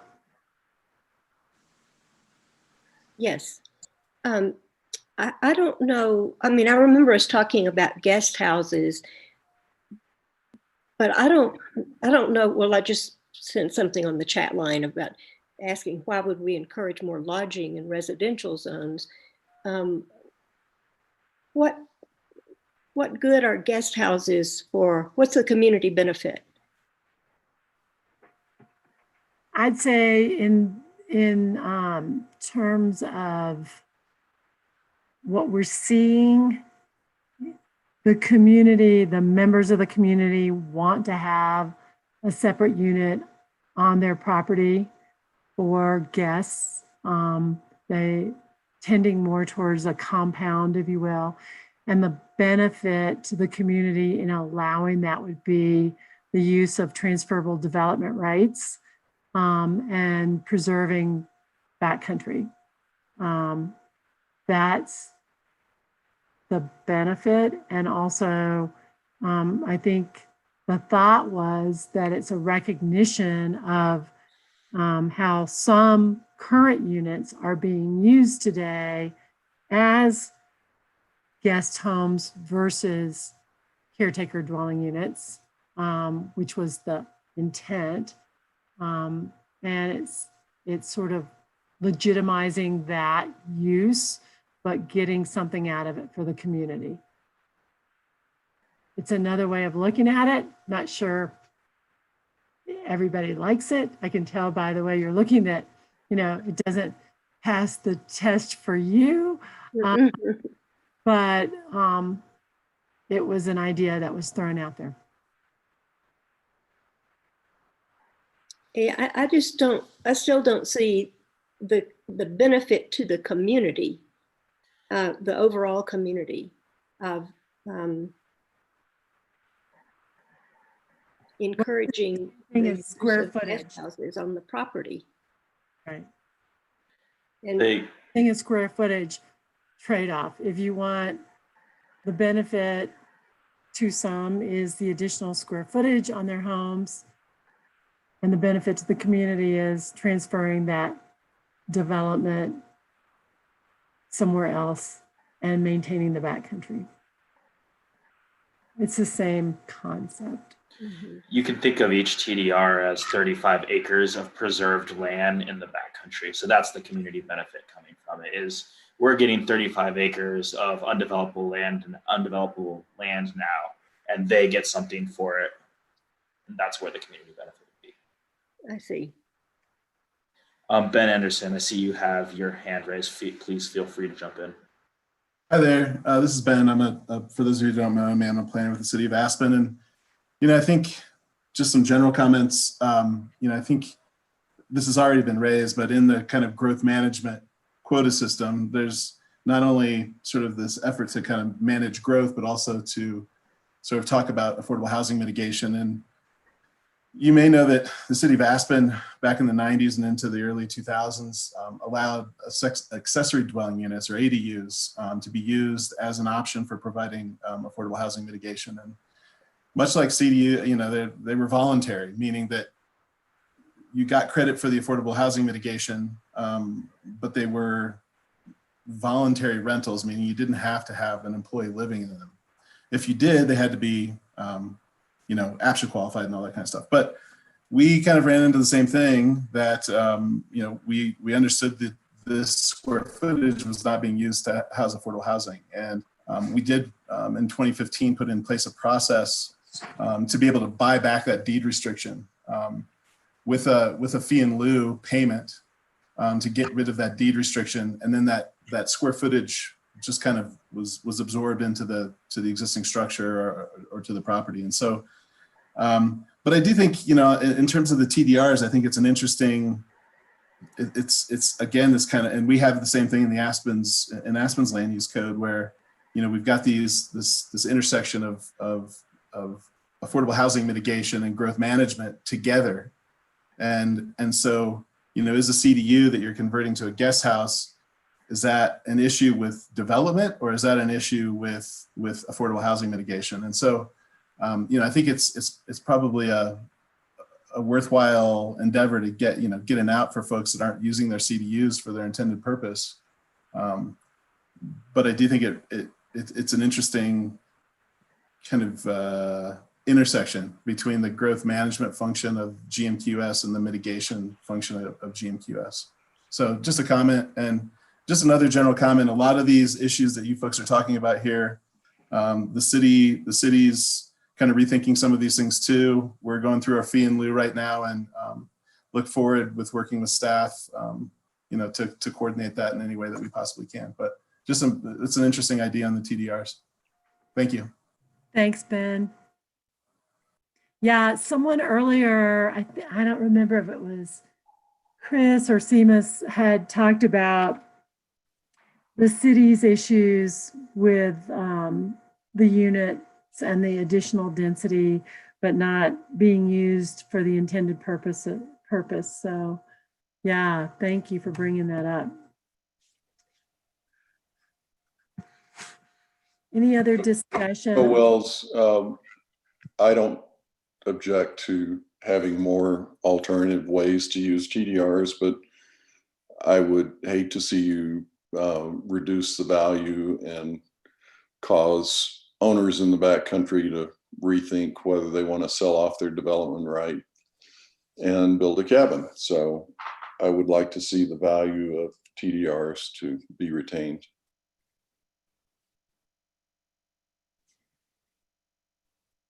Thank you.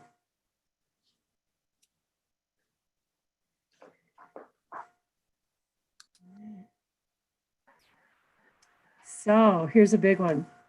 Right now, the exemption that everyone has in the county, if you have a lot, is that you can, without going through growth management, build up to 5,750 square feet without the need to either go through growth management today to obtain additional square footage or buy a transferable development right.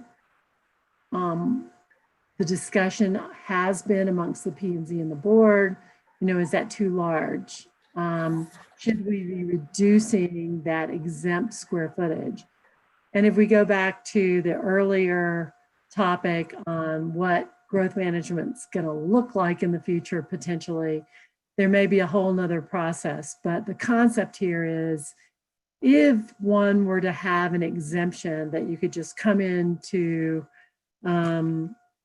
the building department or, get a building permit for a new home, what should that square footage allowance be? And this group has done a lot of talking about that. And so I am trying to get my screen up here. I think that, shoot, I just lost it. There we go.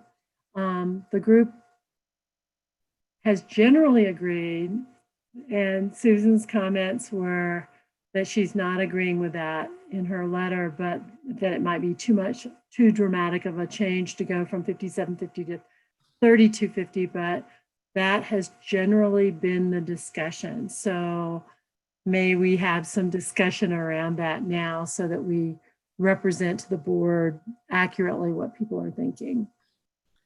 I have a question of Zachary.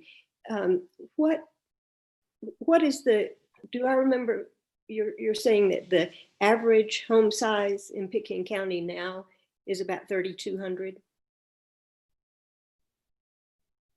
I can't hear you. It's currently the average house size in Pitkin County is 3,342 square feet. The average house size for America as a whole is a little bit more than 2,600. Mm-hmm. I have supported this number of 3,250 before when serving on Planning and Zoning Commission. And the Planning and Zoning Commission at one point approved that after being asked by the county commissioners to consider it. This was in the 90s, I guess. And so we took the bait and discussed house size and came up with this recommendation of 32 or 3,250, and then got hung out to dry by the Board of County Commissioners when we recommended it. And then they sent a commissioner back, somebody from the Board of County Commissioners back to the P&Z about 4 months later and asked us to do it again. And we did it again, and they still turned it down. But I have always thought that we should, that's what should be exempt, that it shouldn't be larger than that.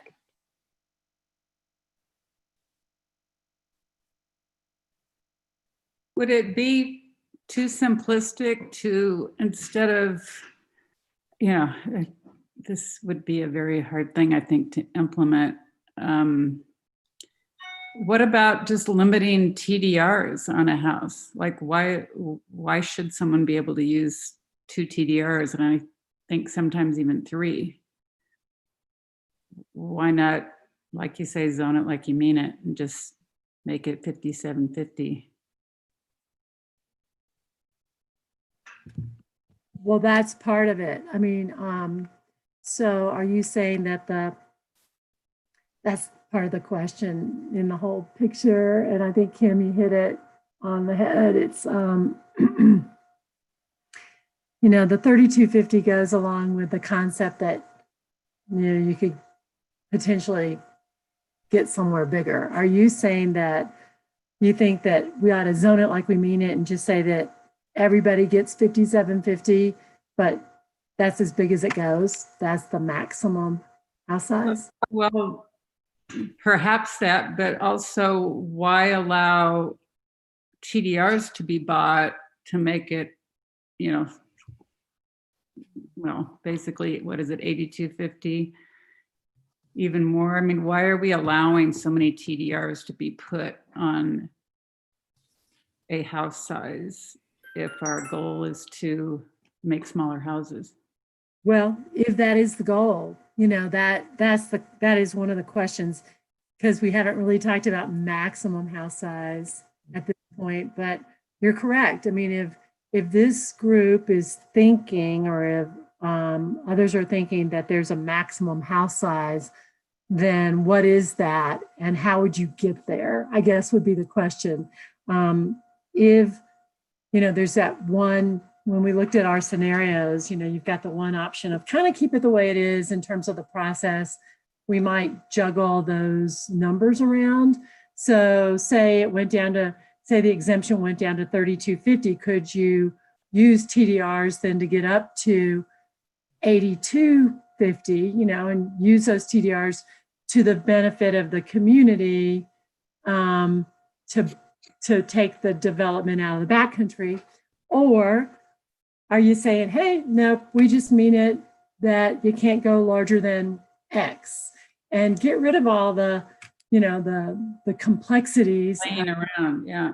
Right. So those definitely, because there was an option A, and then there was option B, which is stop playing around, zone it like you mean it. And so that's kind of where we are on these questions. So I'll let everyone discuss that. Some of the comment we heard was,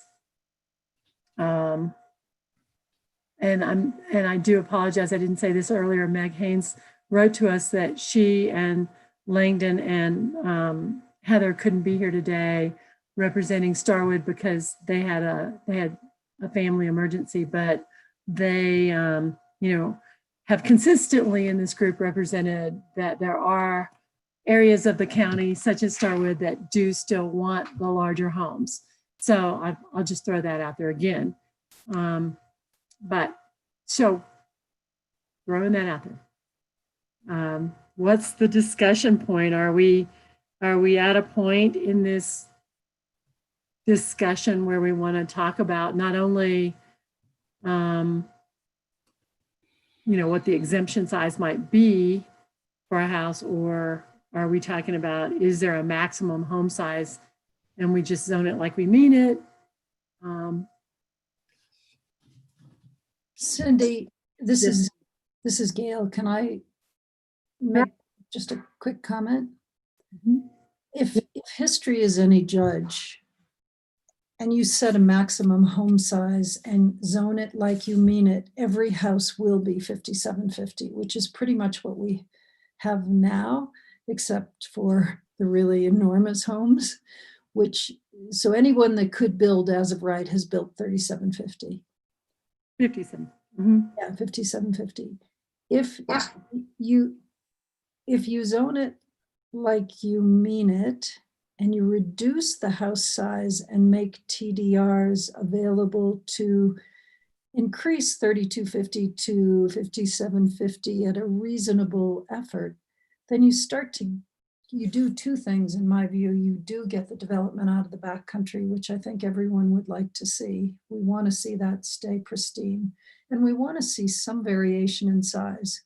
We don't want just this maximum. Anywhere you can possibly get the maximum, you build it, because it will create the most profit when you sell. So I think reducing the house size is great. I think zoning it like you mean it, but you mean to have some variety. You don't really mean, I don't think, to just create one house size everywhere.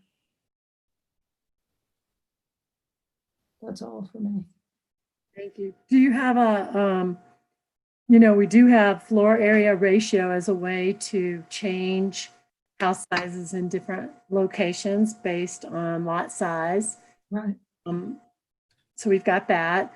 Okay. Do you have any comment, Gail, on whether or not there should be a maximum house size? I do. I think the maximum that has been permitted up till now is too large for all of the reasons that we went through earlier in these weeks. The waste produced, the energy consumed, the difference in cost between, I don't recall exactly the house sizes, but as they increased exponentially, they got less and less. And, I know that there's some issue of, does everyone really believe that? And can construction and concrete be more, all of that, of course, is true, but still there is some economy of scale of building a 15,000 square foot house and keeping it heated when people aren't here. So I do think that reducing the house size all around is a good objective, and I think represents what the collective of this group has discussed. It should be reduced. Do you venture with a number? I think 3250 from 5750 will absolutely freak people out. I think that's a big jump. I'd love to see you make it, but what if you even went to 4,000? And you're saying that as the exemption, but are you saying that you can I'm go? saying that's your exemption. That's where you begin, and that you never permit anything. I don't know. These nevers get very hard to enforce, but it seems 15,000, we all kind of agreed that was an enormous number. So maybe exempt house size becomes 4, and you can grow that based on FAR or TDR. maybe maximum becomes 10, and how you keep that at 10, I don't, again, that's back to specifics of zoning. No, but that's good to hear that you are seeing that there's a range in there. Okay, thank you. I'm sorry to put you on the spot. Okay. Anybody else have any comments there? We have a good number of people hanging in on this conversation. There's, 21 folks here, many of which have not weighed in today. And boy, we are almost at 12 o'clock. Zach, did we cover everything?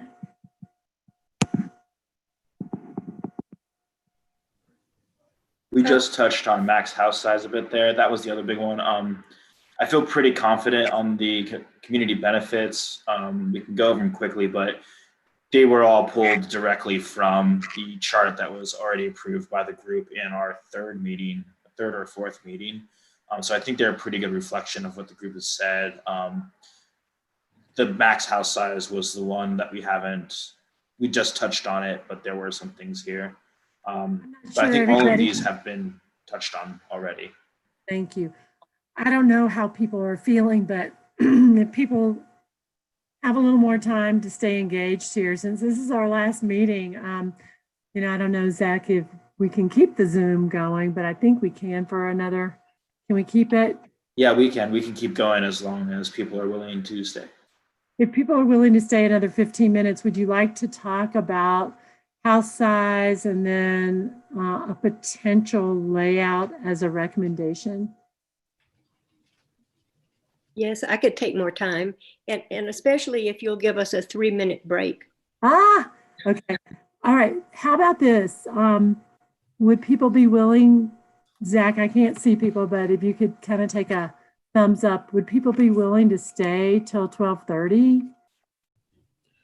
Can people? I know there are other people. There's another meeting right after this that many people are on at 12. And I see some people have dropped off, but 12:15 is okay for Gail. Anybody else? John, you have your hand up real quick. I just wanted to say it's okay with me. Thank you. How about John? Okay. How about this? Anybody who needs, well, Suzanne, are you okay with all of us just taking a break as we need it? Or do you want to be part of the conversation? I don't want to miss anything. Okay. All right. This is so exciting. All right. It's 11:59. Everybody has till 12:04. Okay. Thank you. Take a break. Take a break till 12:04. Thank you.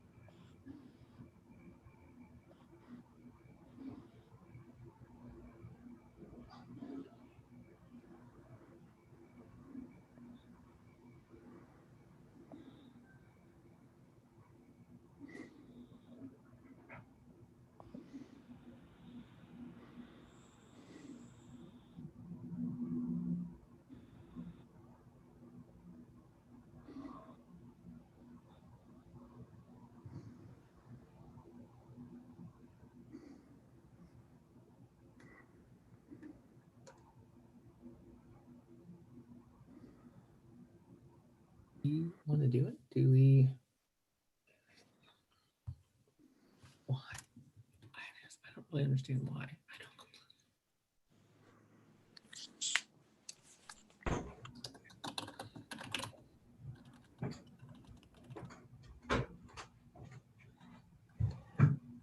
So what do we want to know? Like,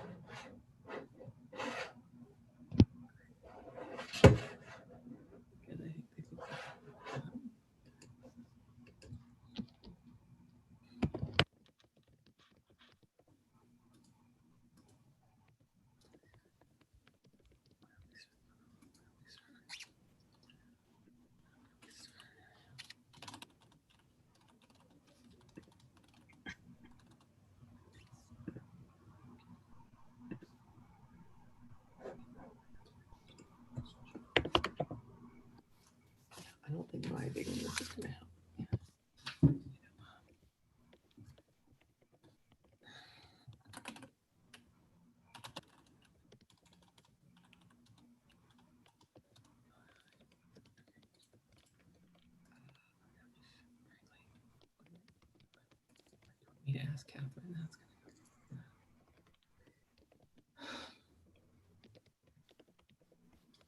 I mean, I can ask Jay.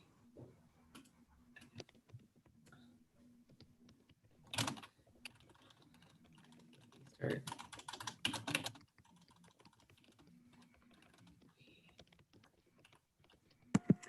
2-minute call.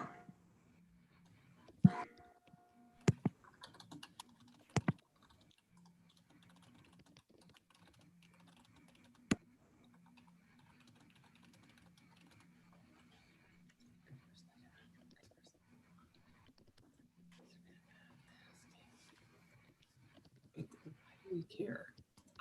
Honestly, I'm not really sure.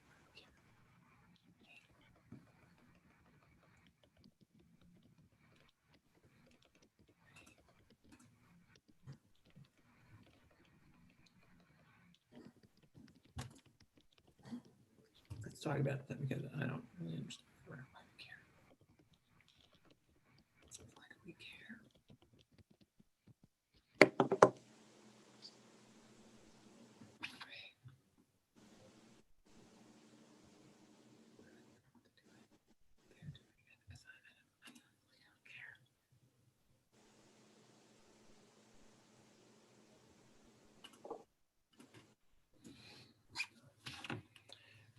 I'm not sure I don't think my thinking it makes any sense. I reach out to Catherine and ask why they're doing it. Why? Are we mad at them? Do we think that should have asked us?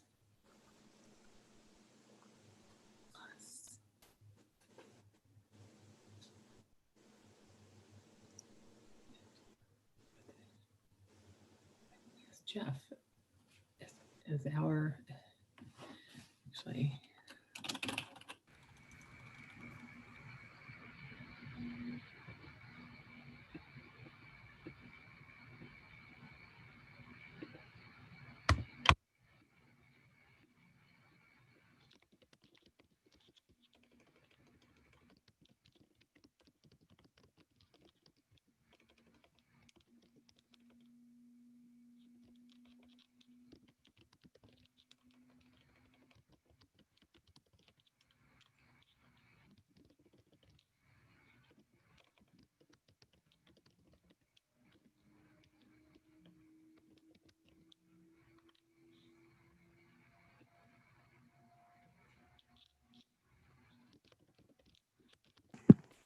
All right, everybody. Is everybody back?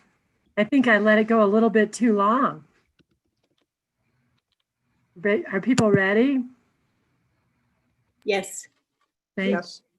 All right, everybody. We're back to discussing maximum house size. I'd like to say something to about Gail's comments. Gail, I think that that's a really good idea of not getting ourselves in a spot where every house, every home is 5750, but allowing some wiggle room in there between 3250 and 5750. And I then aside from that, I'm now reminded of how much TDRs have helped us in preserving rural and remote lands, and that is worth a lot. Then I started thinking about this house size impacts chart that has the percentages, how exponentially, how much each, the waste generated and the annual energy use goes up with house size. And I think that's such a valuable resource that while we're talking about this house size, maximum house size, we should refer to that chart again. And it seems to me that, well, going from 3250 to 5750, the annual energy use is 131.5% more. But then it jumps a lot when you go to 8250. It's 341% more. And then when you go to 10, it's 520% more. And that just seems vulgar to me. So I think that we should use the resource that we have to help us decide on house size. And I would say that we say that house size, the one that I would prefer is 3250. However we get to that, and that we then really discourage anything over 5750. That's big. And the waste generated is so much more than 3250, and then it just gets worse as we go.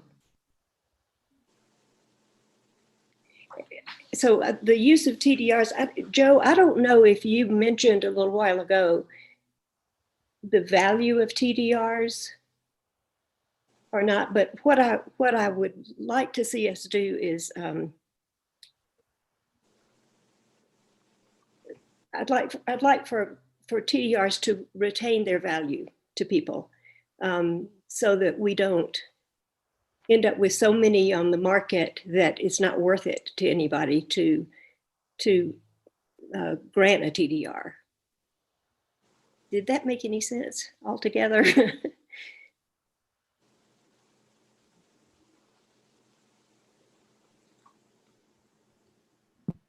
I was going to let Joe respond if he had a response to that, but well, I'm not a marketer of TDR, so I don't really know what the current value is, but I would guess it's somewhere in the range of 225,000. Mm-hmm. I'm sure people have paid more, and I'm sure people have paid less, but mm-hmm. I think it's probably in that neighborhood, and I would just like to see that value retained, as Suzanne is suggesting.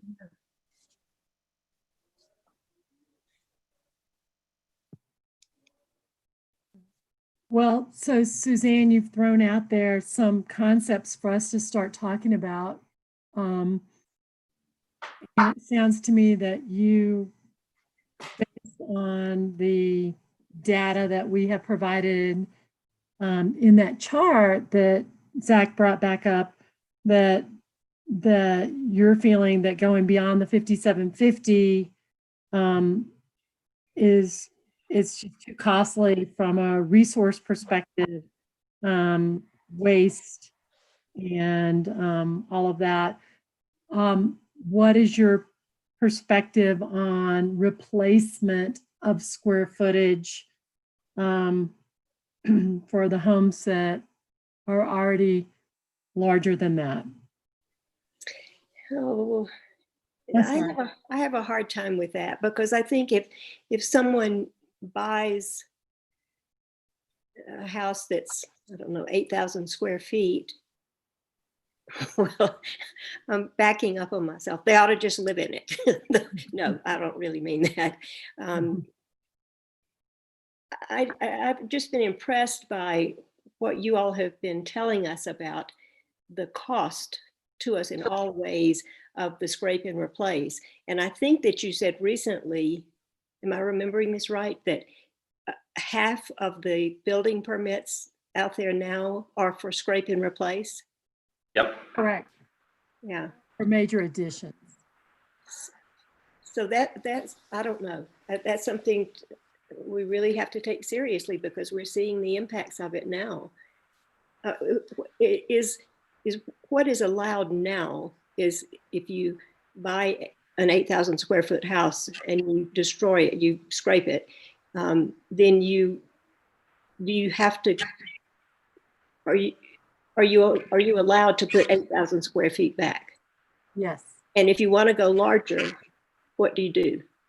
You compete in growth management for the square footage, or you buy a TDR and go through a special review process to add additional square footage. Mm-hmm. John, I saw you had your hand up. Yeah, I was just thinking about, I hadn't really thought a whole lot about maximum house size, but as you know, I think 15,000 square feet is obscene. I'd just like to interject this with, I think we all here know who Greta Thunberg is, and she first started her school strikes 2 years ago. And last year, my daughter got, and a lot of school kids got heavily involved in that climate march, which was just last September. And as young Miss Thunberg has pointed out, in the 2 years she's been school striking, nothing's really been done to address this climate crisis. And that really is the underlying issue of why we're all participating. At least it is for me. And so with that in mind, I like the idea of reducing the standard house size to 3250.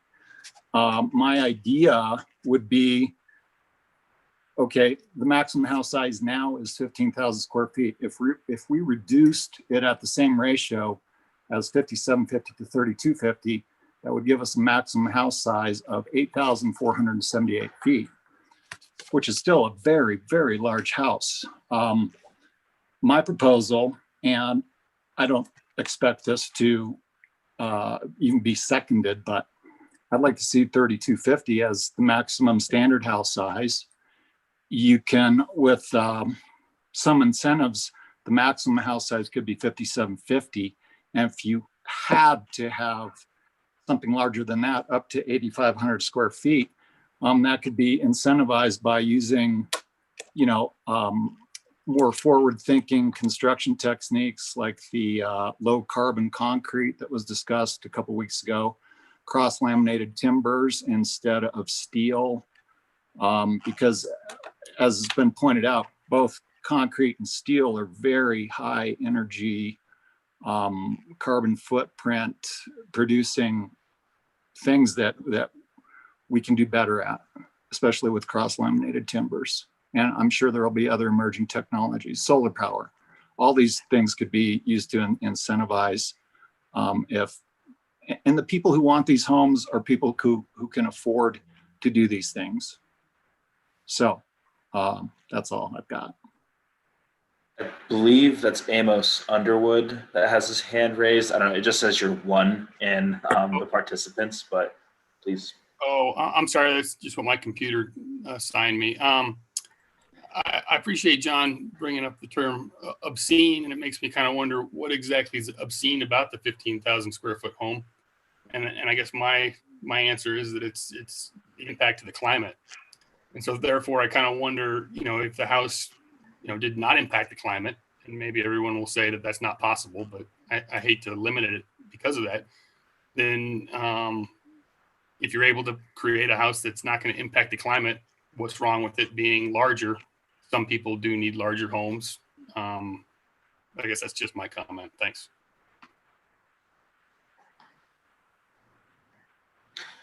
So that just brings up a question for me. Are you suggesting that we have like a FAR ratio, so it's based upon the parcel size, or you instead saying it's a climate ratio, so you can build as large as you can build net embodied zero or net zero then? So if you can build a 40,000 square foot home with no energy impacts whatsoever, they have to prove it, and that's kind of what you're saying then?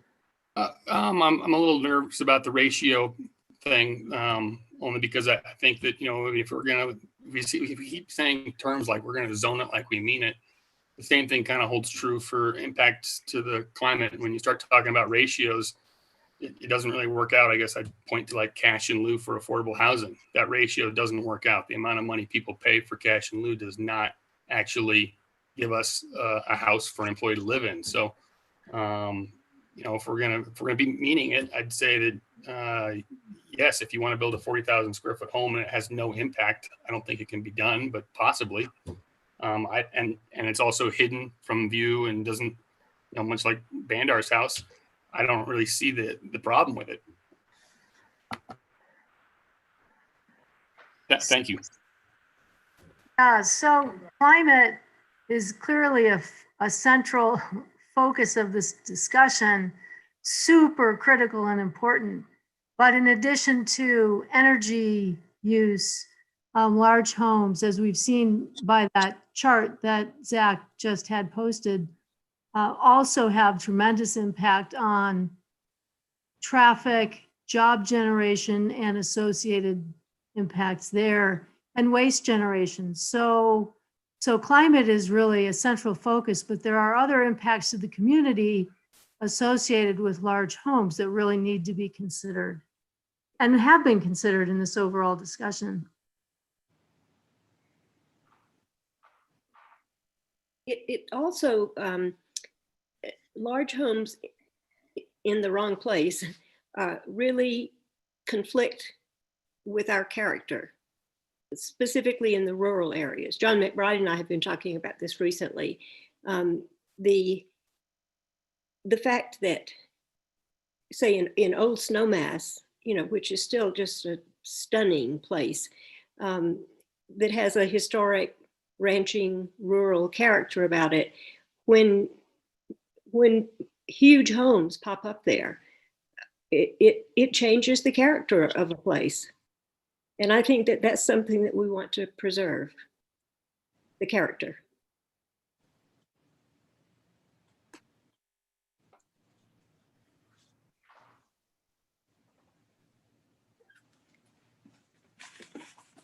Is there anybody who would like to throw out some other thoughts relative to a maximum house size? We've heard. I guess one more comment, if I can. Maybe I'm just opposed to the word maximum. Is there some other way to limit house size through other approaches than just calling out a flat out number and saying that you can't do that? Well, that's what floor area ratio does as well. So. Well, it hasn't worked. Otherwise, we wouldn't be having this meeting. Well, there is no floor area ratio currently in the larger lots out in the county. So if you're out in anything beyond the urban growth boundary, except for certain pockets, there is no floor area ratio. You could be out in Old Snowmass with a 2-acre lot or a 30-acre lot, and you could still propose up to the 15,000.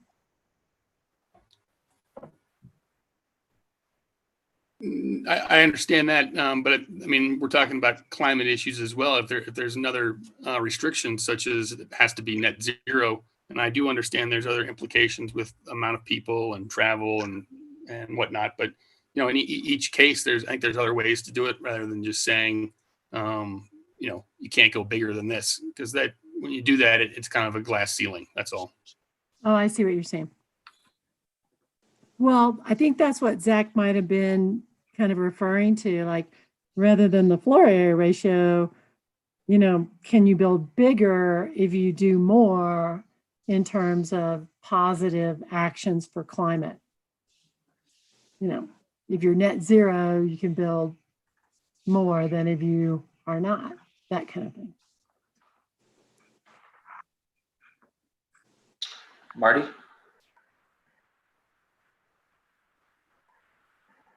Oh, it's Mona. Oh. I have no idea why I'm logged in as Marty today. I was thinking, oh, great, Marty's on this. Hi, this is Mona. Sorry, but it's really Mona.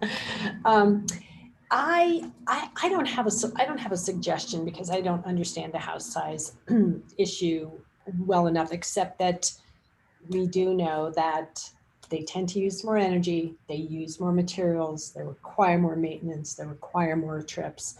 And so they're a bigger environmental burden on the county and on all of us on the planet. And so I think that, somehow I'd like to say, we need to limit house size. And here's sort of the rationale. I don't know what that number is, but 15,000 seems really large in my mind. And what are some other ways to mitigate that? Excuse me, I swallowed some water wrong. It went down the wrong pipe. So how do we mitigate those environmental? And we've instituted REMP, and now we'd be instituting additional requirements that have to be that have to be monitored and regulated. And so, I mean, while I would like to have alternatives, because I think that's the better thing. Last week I suggested that, you pay a REM fee if you want to install a gas line in a rebuild or a new construction, rather than just automatically allowing them to do that. But I don't have a solution. And so I think rather, if we're trying to do something that's quick, because I hear what the other guy was saying about Greta Thunberg, that we really need to act on climate. I think we just have to sort of step up and say, we're gonna place a limit, and we're going to, if there's any kind of variance, then that has to be mitigated, and it has to be mitigated from all sides, from all the places where there's going to be these large, where there's going to be other affectations. So that's kind of how I feel about it.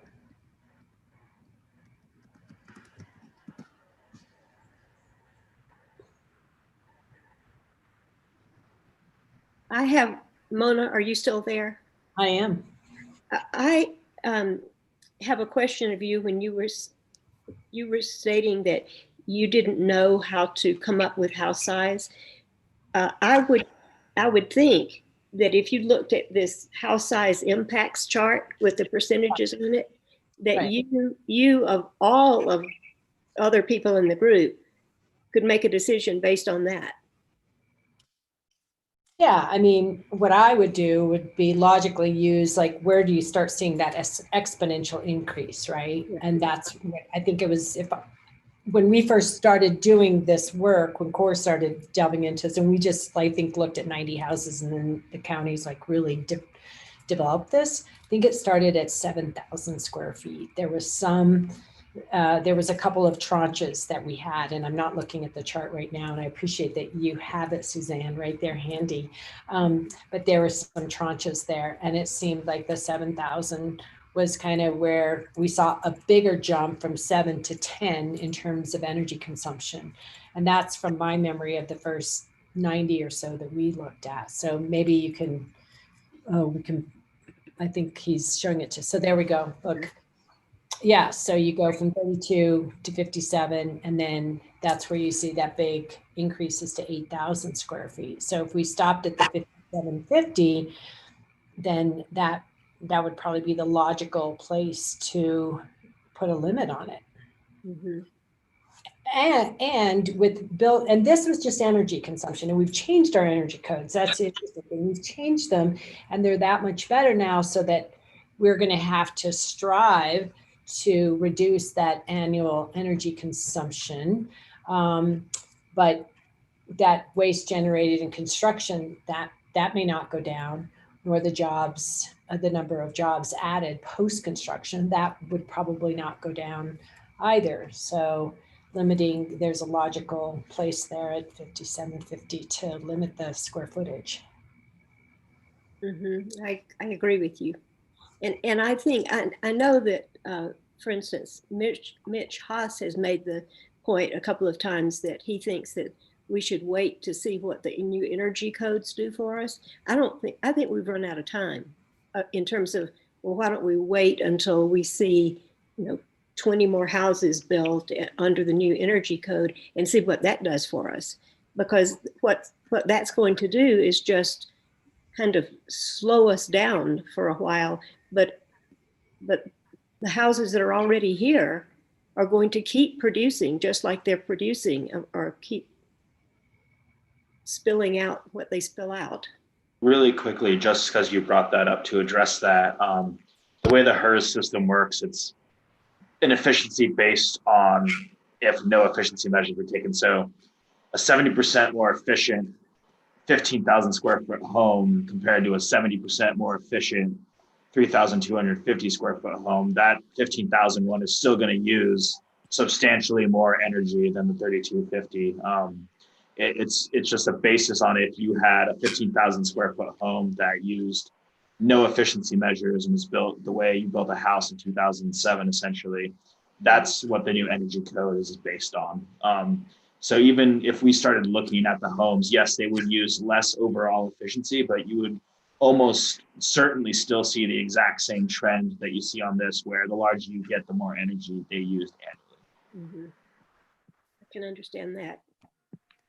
Okay, everyone, I'd like to point out that I've been a bad moderator. We're at 12:27.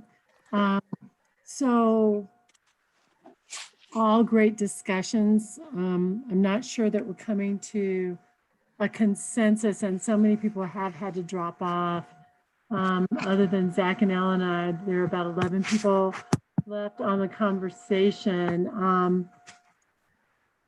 Darn it, I wish we had more time, but so much great conversation. And I just want to open it up again to any last thoughts on anything, and say that we do have a meeting scheduled as a joint work session to take your thoughts forward to the Board of County Commissioners and the P&Z in that joint work session on September the 15th, correct, Ellen? That's correct. And it's scheduled for 4:15 till 6:15. And it will be it'll be another Zoom meeting.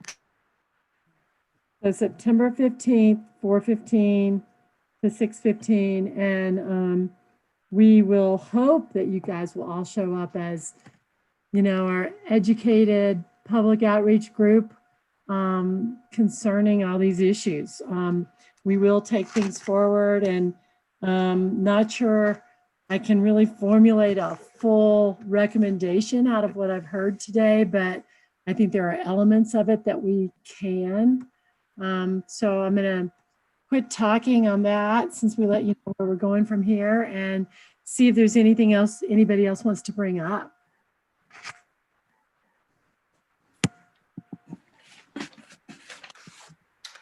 And please feel free to just jump in. I don't know if any of you saw today's daily news, but local boy Bobby Moyer, Roger Moyer's son, wrote an unbelievably good column about what's going on here this summer, the real estate frenzy, and what makes Aspen special. I'm not going to quote from it because I think it's best read in its entirety, but I highly recommend Bobby Moyer's column to everyone. Thank you. This is Amos. I just wanted to make one more comment in regards to the comment about the usage of the houses. You know, Prince Bandar's stated whatever 50,000 square feet. You know, when it was full, it was full. 150 people. A 3,250 square foot house with one person in it. You know, when you start talking about footprint on that one individual, which I don't know if that counts or not, but I mean, sometimes larger homes do house more people, and therefore the total impact, you know, is probably lessened if it's on a per person basis rather than what other house basis. Thanks. I'd like to point out that as full as the Prince's estate was, he did not live here year round, and that was, yeah, we're splitting hairs here though. Oh. I think that was a sigh of exasperation, but thank you, everyone. I would love to continue our conversations. Please continue to post things to the entire group in terms of your ongoing thinking. Reach out to us, Zach, myself, or Ellen, and we'll try to get you any information you might want or need. And thank you once again. I mean, 9 weeks, you guys have been so dedicated, and I really appreciate it. I don't think we could have gotten a better group. Go ahead, Zach, and I'll follow. I will continue to update the website. I will try and be diligent about sending out emails to all of you whenever we have something coming before the board on one of these measures. We'll do our best to keep you in the loop. And I'd also like to extend my gratitude to all of you for participating in these 9 weeks with us. Ditto. That's exactly what I was going to say. Thank you.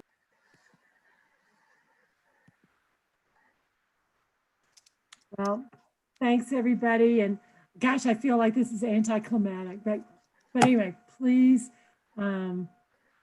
accept our heartfelt thank you for everybody involved, and reach out to us if you have anything else you'd like to add. Appreciate it. Bye.